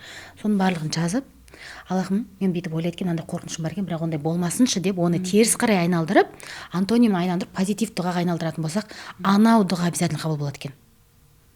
мына жерде қорқыныштарды жеңудің техникасын айтып тұрсың ғой сен кәдімгідей. Вот видишь, оказывается, бізге келген қорқыныштың әрбір қорқыныштың функциясы бар. Сол үшін де айтып жатырмын, менің қорқыныштарым индивидуально тек маған келді. Менде бар қорқыныш, сенде жоқ. Сенің қорқыныштарың, өзіңе қатысты қорқыныштарың бар, иә? Сол нәрсе, значит, саған сол нәрселерге дұға жасалу керек. Менің қорқыныштарым маған қатысты дұға жасалу керек болып тұр да. И дұға жасалу керек дегенде ары қарай шын жалғастырғым келеді. Жаңа айттым ғой. Демек, ол дұғалар қабыл болайын деп тұрған дұғалар. Алла тағала менің аузыма қабыл еткісі келген дұғаны ғана салады екен. Балқия Балтабайдың миын не үшін жақсы көрем? Өте нәтижелі ми ғой. Байқасаңыздар, 2 сұрақ қойдым. Техника және дұға. Бір сұрақпен атты ғой екеуінде. Бір жауаппен атты ғой екеуінде. Және сен маған Меккеде салиқалы ұрпақтың не екенін түсіндіріп кеттің. Біз айтамыз тілмен, иә? Салиқалы ұрпақты Аллахым нәсіп ет, сондай салиқалы ұрпақ тәрбиелейік деп. Бірақ мен өзім сол сөздің терең мағынасын сезбеппін де, білмеппін де. Приблизительно білем, осындай шығар деп. Сол маған айтқаныңды айтып өтші оқырмандарға. Салиқалы ұрпақ жайлы ма? Иә. Салиқалы ұрпақ дегеніміз, мысалыға, мен ата-ана болсам, мен өліп кеткеннен кейін менің ұрпақтарым деген тек менің бала-шағам емес ол. То есть менен тараған ұрпақ, ол менің немерелерім, немеремнің бала-шағалары, немерелерім, шөберелерім болуы мүмкін. Мейлі өзім көрмесем де, бірақ менен тараған ұрпаққа мен дұға жасасам, оларға да пайдам тиюі мүмкін, өзіме де пайдам тиюі мүмкін да. Тағы бір дұғамен бөлісейін. Мысалы, менен тараған ұрпақтың барлығы Аллахым иманды болсын. Менен тараған ұрпақтың барлығы сенің разылығыңды алған ұрпақтар болсын. Менен тараған ұрпақтың барлығы бай болсын, бақуатты болсын, намазхан болсын деген дұғаларым бар, постоянно айтатын, эксклюзивный. Салиқалы ұрпақ деген ата-анамыз өліп кеткеннен кейін, мысалы тірісінде қызмет етеміз ғой, аяғын жуып береміз, шомылдырамыз, сырғасын әпереміз деген сияқты. Өліп кеткеннен кейін де осындай қызметтерімізді тоқтатпасақ, онда біз салиқалы ұрпақпыз. Олар өліп кетті ғой енді демей, өлгеннен кейін негізі ұмтылады, бәрібір тіршілік бар, басқа бар. Максимум тырысамыз, өзіміз 5 бауырымыз ғой, 5-еуіміз есімізден шығармауға, бір-бірімізге ескертіп тұрмасақ, әрине ұмытамыз біздер. Салиқалы ұрпақ деген менің түсінігімде, мысалы, міндетті түрде жыл сайын, енді идея осыны айтып жатырмын, рия болмайтын шығар, жыл сайын құрбан айтта обязательно әке-шешемнің атынан жеке құрбан шаламын. Өйткені екеуін бірге шалмаймын, өзім атыма қосып жібермеймін оларды. Әкемнің сауабы бір бөлек, қабірі бір бөлек, анамның қабірі бір бөлек, сауабы бір бөлек өзіне. Менің көзімдікі бір бөлек деген сияқты, амалдаптарым бөлек қой менің. Сол үшін жылда әкемнің атынан, анамның атынан уже неше жыл болды есіне шығып кетті. Міндетті түрде, бұл уже әдет. Жылда Рамазанда міндетті түрде олардың атынан, Рамазанның кезінде, өйткені Рамазан берекелі ай, не жасасаң да 700 еседен көп сауап көп еді. Олардың атынан обязательно крупный садақа беремін. Аттарын атап екеуіне жеке. Енді олардың аттарынан салынған бірнеше жол, бірнеше құдықтарым бар, ешкімге айта бермейтін. То есть олардың атынан обязательно менде умраға барған кезде, мысалы Меккеге барғанда обязательно жасалынатын 3 умра бар. Біреуі обязательно өзіме, екіншісі әкеме, анама.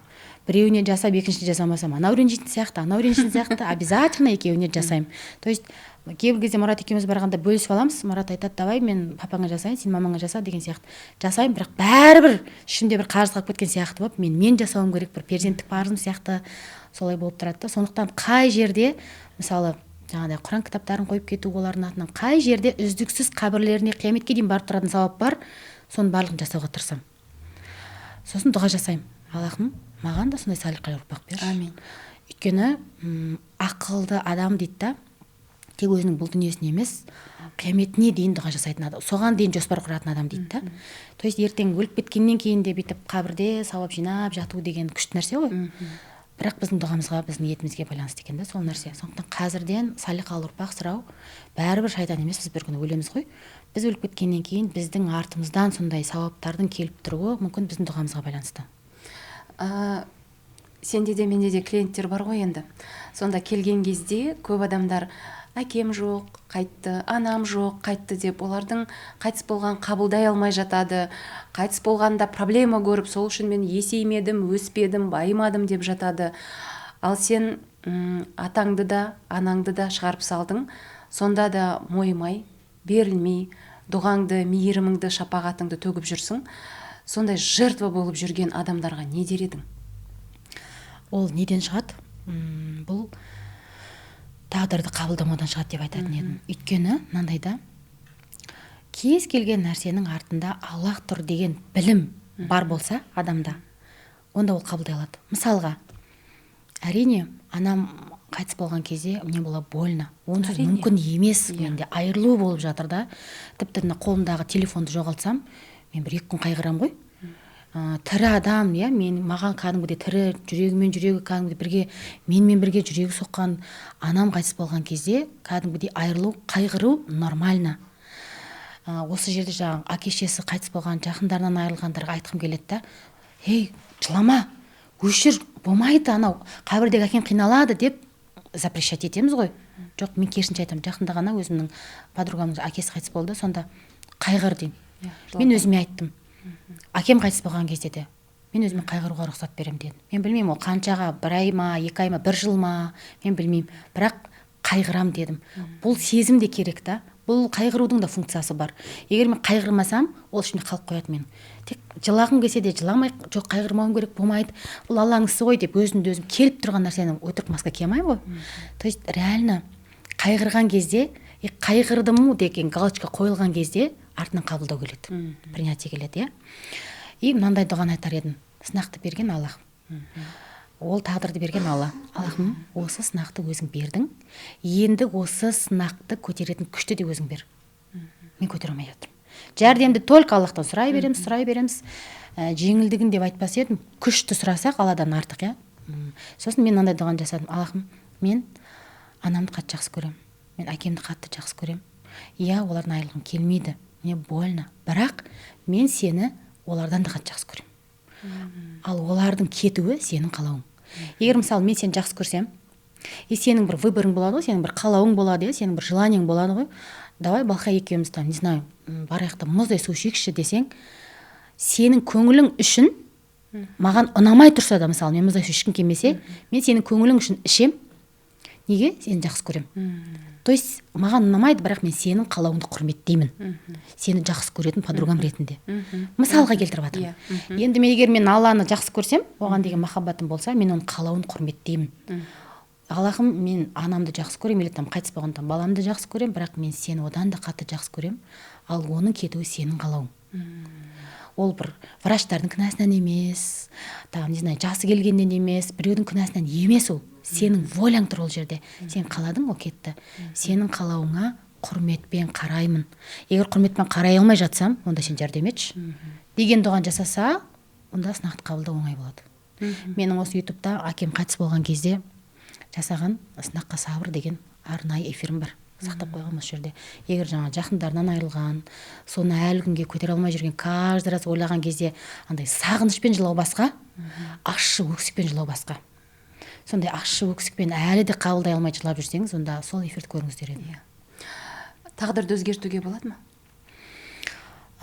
Тағдыр туралы негізі айту өте қауіпті нәрсе. Бірақ Аллахтың мейірімін қарашы осы жерде. Ұстаздарымыздың айтуы бойынша бізге, яғни бір адамға бір ғана тағдыр берілмейді. Әр адамға бірнеше тағдыр беріледі. Мысал деп айтайыншы, мысалы саған 5-6 тағдыр берілген болса, тек қана саған ғана ол. Мысалы саяға ғана берілген, только эксклюзив саған ғана, индивидуально саған ғана арналған тағдыр бар. Осы тағдырлардың ішінен қайсысын таңдау, то есть таңдау беріледі. Таңдау адамда дейсің. Таңдау адамда. Сол таңдау, өзім таңдаған тағдырмен дальше кетем, бірақ ол да менікі. Келесі тағдыр таңдасам, ол да менікі. То есть біреудің тағдырын таңдай алмаймын мен, өз тағдырымды таңдай аламын, бірақ тек маған ғана арналған бірнеше тағдыр бар екен. Бай болу да таңдау, кедей болу да таңдау. Оффлайн тренинг жүргіздің. Өзінің подписчиктеріңмен көзбе-көз кездестің. Подписчиктерің қандай екен? Күшті екен. Онлайнда басқаша. Оффлайнда жаңа Тони Роббинсті айтып кеттім ғой, мен сол энергетиканы, сол махаббатты сезінгім келді. Ол жердің несін қалай айтсам екен, атмосферасын сезінгім келді. То есть замен бар ғой, бір-бірімізбен алмасатын. Мен оларға білім бердім, олар маған махаббат берді. То есть благодарность берді деген сияқты. Сол бір ниет болған еді, сол бір нәрсе орындалды деп ойлаймын. Өйткені жанымда қыздар бар, Гүлбашым бар. Может, тоқтатармыз дейді ғой. Анау махаббат тоқтатпайды да. Физически шаршаймын, бірақ ішімде бір жалын жанып тұрады кәдімгідей ше. Оқырмандар мен сені еще кәдімгі сенің не айтсаң да тыңдауға шәкірт болып, дайын болып келген, ниеттер кәдімгі шәкірт болып өзгеруге келген адамдарға беру, ол бір ерекше кайф. сен біліміңді не деген миллиондаған ақшаға аласың, шетелден барып оқып келесің. Сонда офлайн тренингің 5 мың теңге, 10 мың теңге болды. Өте қолжетімді еттің подписчиктеріңе. Бұл сенің махаббатың деп ойлаймын. Сонда бір ішіңде қызғанушылық болмайды ма, осы білімді бір тегін беріп атқандай болып? Әрине, бірден ондай болған жоқ. Мен енді бірнеше жылдан бері өтіп келе жатырмын ғой. Осы жолы каждый тренингтің алдында ниетім дұрыстап аламын. Сол ниетің не болды? Мына қатысқандар біледі, наоборот, уақыт жетпей қалады. Ана кісілер уже алуға дайын болмай, уже тойып кетеді. Мен техникадан техника бере беремін офлайн тренингте. Уже болды деген нәрсені көріп тұрамын көздерінен да. Бірақ мен максимум беремін офлайн тренингте да. Өйткені мен біліп тұрмын ғой. Каждый мен мына нәрсені үйрендім. Залда адамдар отыр ма? Анау менің оқырмандарым деп қарамаймын оларға. Аллахым, сен мынанша адамды жинап беріпсің ғой бүгін. Мынаның бәрі сен құлдарың ғой. Сенен келді ғой. Если сен маған Балқия үйіңе қонақтар жібере, мамам кебет или там сіңлім кебет, күтіп аласаш десең, ойбай, Саяның қонақтары кеп жатыр, Сая жіберді ғой деп мен күтіп аласың. Мен ерекше құрмет көрсетемін да оларға. Чем басқа танымайтын қонақтарға қарағанда. Или мысалы мен врач болсам, сен звондайтын болсаң, мамам бар жатыр десең, именно басқа пациенттен қарағанда сенің жіберген адамыңа мен ерекше без очередь кіре салыңыз, Саян мамасы емессіз ба деп қараймын да. Өйткені сен жібердің. Мен біліп тұрам сен жібергеніңді. Енді ойлашы, ана жерде тренингке келген әрбір адамды Құдай жіберіп тұр да. Аллахымнан бәрін сен жібердің ғой, принимаю. Сенің құлдарың барлық адамға, ол Аллахның пендесі, бұл Аллахтың әрбір Аллахтың жеке бережный, махаббатпен жаратқан созданиесі деп қараған кезде, ол адамдарды ұмытамын да, все, как будто мен ол жерде жалғыз өзім сияқтымын. Сенің әрине подписчиктерің көбісі ер адамдар, әйел адамдар, бірақ ер адамдар да бар арасында білем, кейде шығып тұрады. Бірақ офлайнға келгеннің көбісі әйел адам. Мен 100% әйел шығар енді. 100%, тек әйелдерге. Сонда, әйел адам ақшамды көбейтем деп келеді ғой саған. Бірақ сосын барып өзін табады. Сен бізге осы сұрақты қойдың. Әйел табу керек па? Еркек табу керек па? Нәпақа кімде? Қалай ойлайсың? Бізді мынандай қоғамда қазір әртүрлі формулалар айтылып жатыр, механизмдер айтылып жатыр. Ана пәленшенікі дұрыс, мына спикердікі дұрыс емес деуге қарсымын. Мынау менің табиғатыма, натурама, немесе менің отбасылық стратегияма, системама келеді, мынау келмейді екен сәл деп өзіңе келетін қабылда, келмейтін қабылдамай-ақ қой. Мысалы, вообще әйелдер ақша таппасын, үйде отырсын дейтін де спикерлер бар. Күйеуіңнен сұрай бер, ол маған келмейді. Мен ашық мойындаймын, мен онда үйде отыратын әйел емеспін. Ол бір құтырып кеткеннен, бір тәкаппарлықтан емес, және үйде отыра алмаймын, потенциалымды ашқым келеді, дамығым келеді дейтін әйелдерді қолдаймын. Бірақ аналардікі де дұрыс емес дей алмаймын. То есть әр әйел әртүрлі. Біреулерге күйеуінен ақша алу норма. Постоянно тек қана өз ақша таппай, бере беш деп алу может оларға норма. Если олар оны проблема көрмесе, если оларда араларында дискомфорт болмаса, өздері білет ол нәрсені да. Бірақ айтып отырмын ғой, тіпті әр адам әртүрлі болған сияқты, әр отбасы әртүрлі. Мен мысалы өзіміз отбасыда, енді мен жолдасымды да елдің алдында жүрген адамдар білет. Жаңағыдай әрине әйелдігімді жасауға максимум тырысам, бірақ мен бір-бірімізге шарт қоймаймыз. Мысалға, мен бренд қалайын ба? Қалау, үлкен қалау менікі ма? Енді примерно біліп тұрам ба? Оның маған шамасы келмей жатыр. Оның максимум бергісі келеді маған. Мысалға, Мұрат 1 миллион теңге таба ма? Мен одан сәл көбірек тауып қоям ба?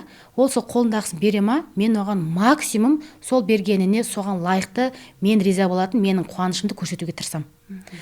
Өзімнің қалауларымды, жаңағыдай, енді менің деген қалауларым енді страшно ғой, енді жаңағыдай вишлистеріме қарайтын болсам.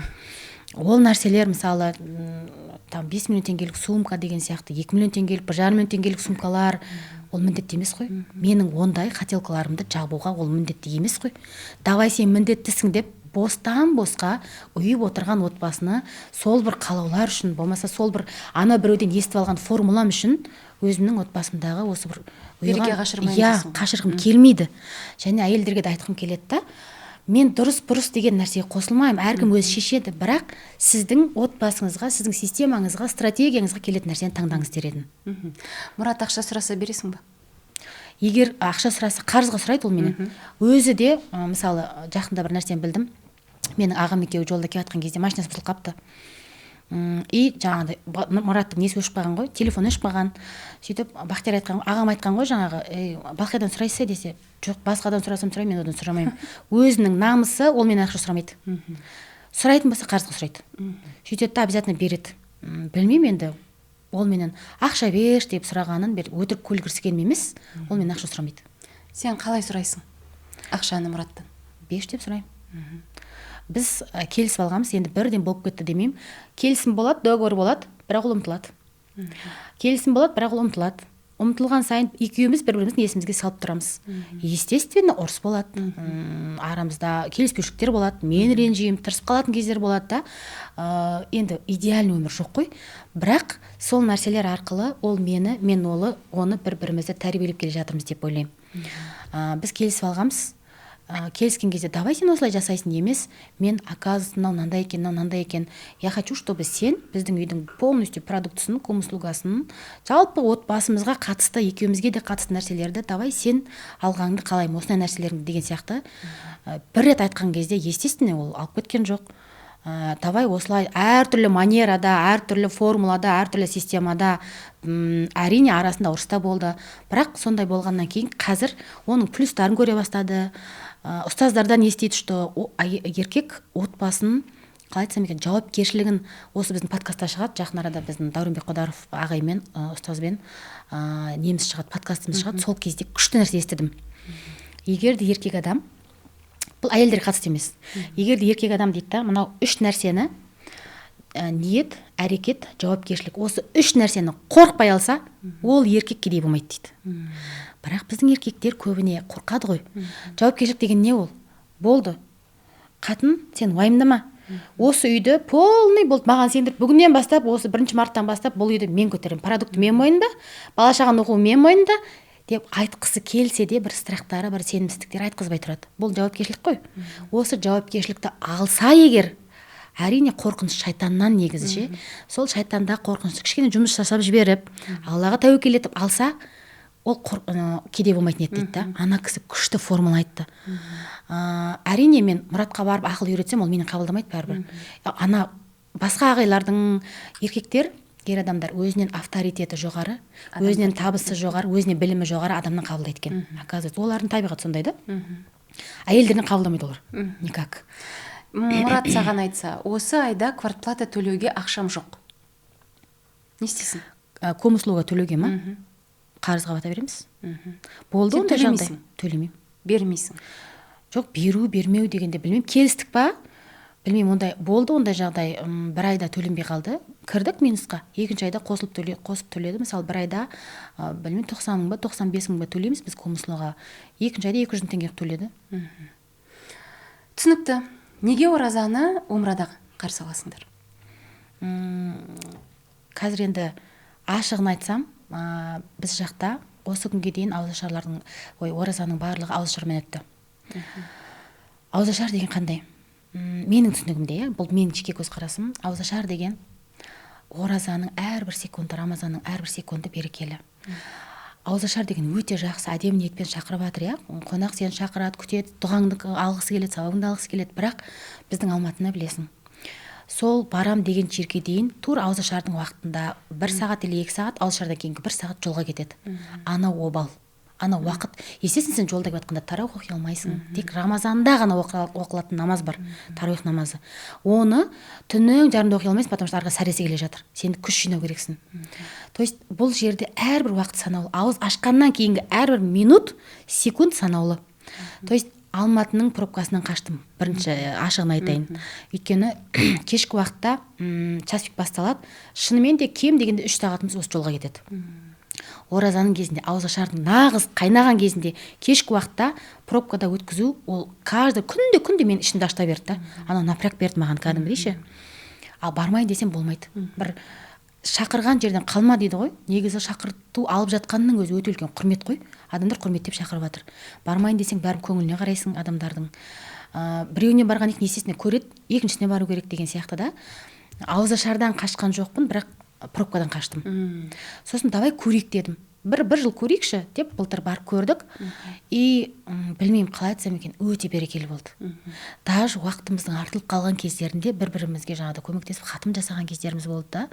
То есть жалғыз өзім жүрдім Меккеде. Мұрат азаннан кешке дейін өзінің Құранын оқыды.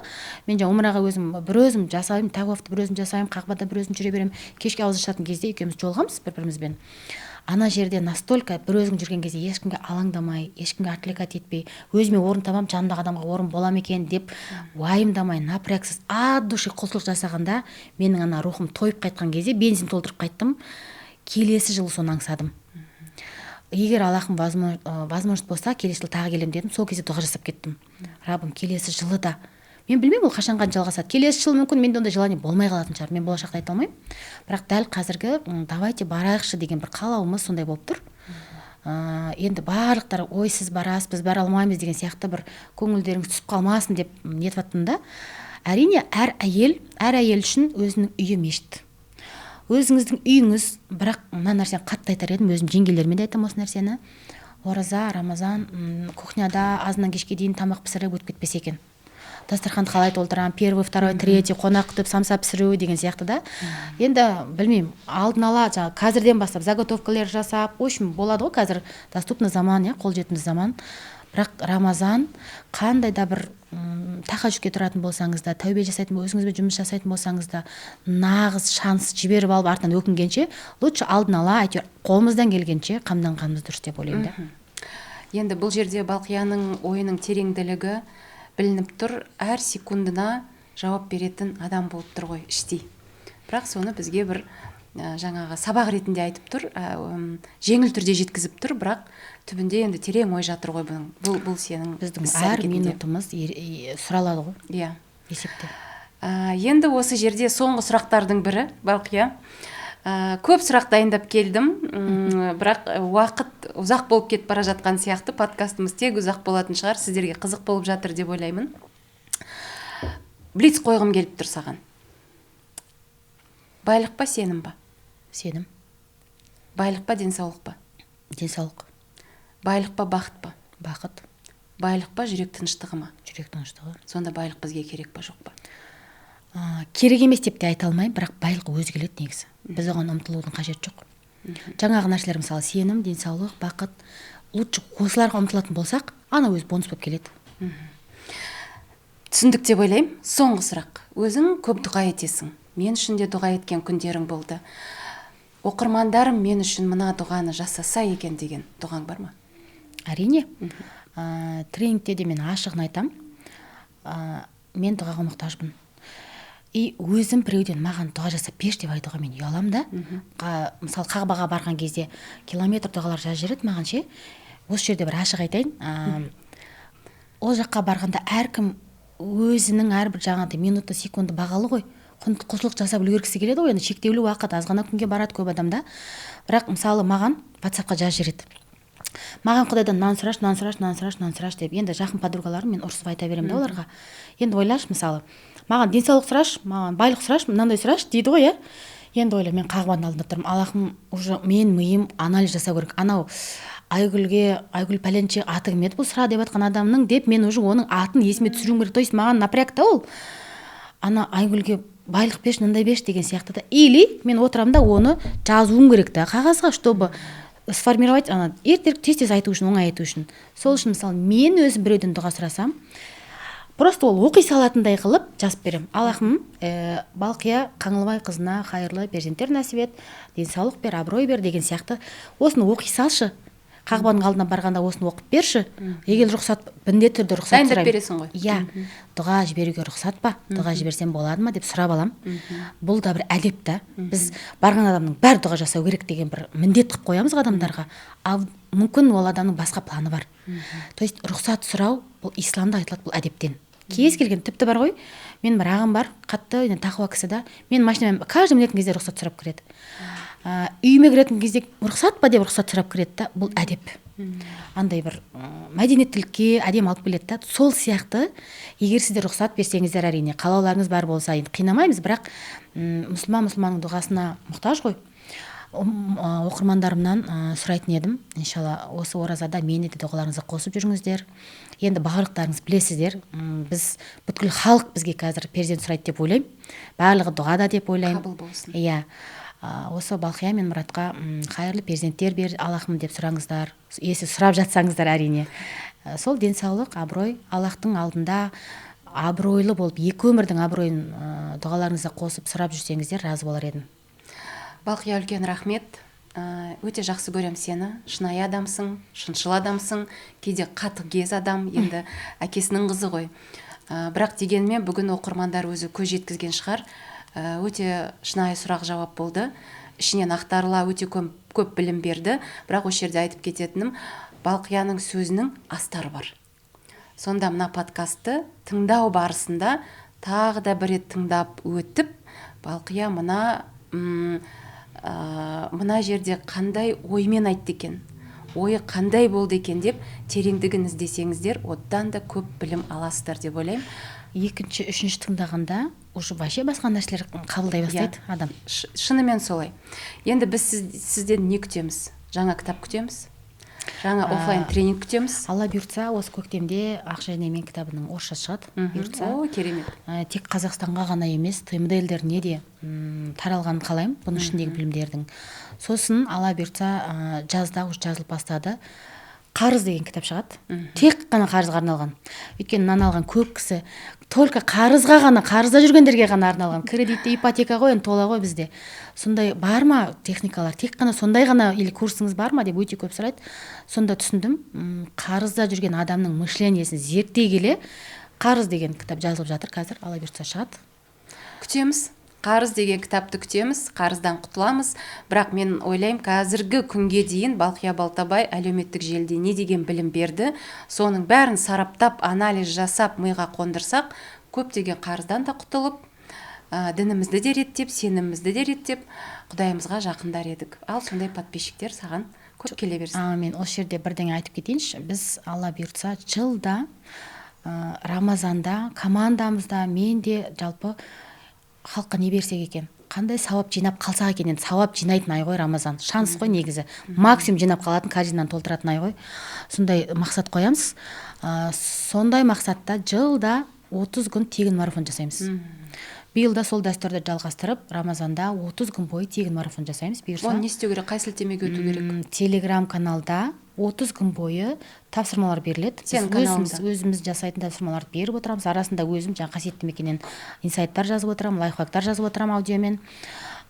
Менің Балқия Балтабай деп телеграм каналымды іздеп жазылып алсаңыздар, сол жерде 30 күн бойы бізбен бірге марафонға теп-тегін ақша төлеместер қатыссаңыздар болады. Рахмет, Балқия. Тағы да бір сұхбат керек деп ойлаймын. Енді аман-есен Умрадан келгеннен кейін, Меккеден келгеннен кейін тағы да бір сұхбат жазсақ. Алла қаласа. Келесі кездескенше. Рахмет. Саяға да рахмет. Бүгін енді өзі қонақ болып келіп жүрген, сұхбат алып жүрген адамнан сұхбат алу мүмкін бұған да оңай болмаған шығар. Қаншама дайындалып келгенін көрдім. Алла разы болсын. Бұл да бір қызмет. Жаңа енді халыққа қызмет деп жатырмыз ғой, үмітке қызмет деп жатырмыз. Екеумізден де Алла тағала осы подкастта отырған әрбір секундымызды осы үмітке жасаған қызметіміз деп қабыл алсын. Амин. Әрбіріңізге рахмет, құрметті оқырмандар. Әрбіріңіз осы Рамазанда өзіңізге лайықты, өзіңіздің сұранысыңызға сай, Раббыңыздың мейіріміне шомылуыңызды тіледім. Қабыл болсын.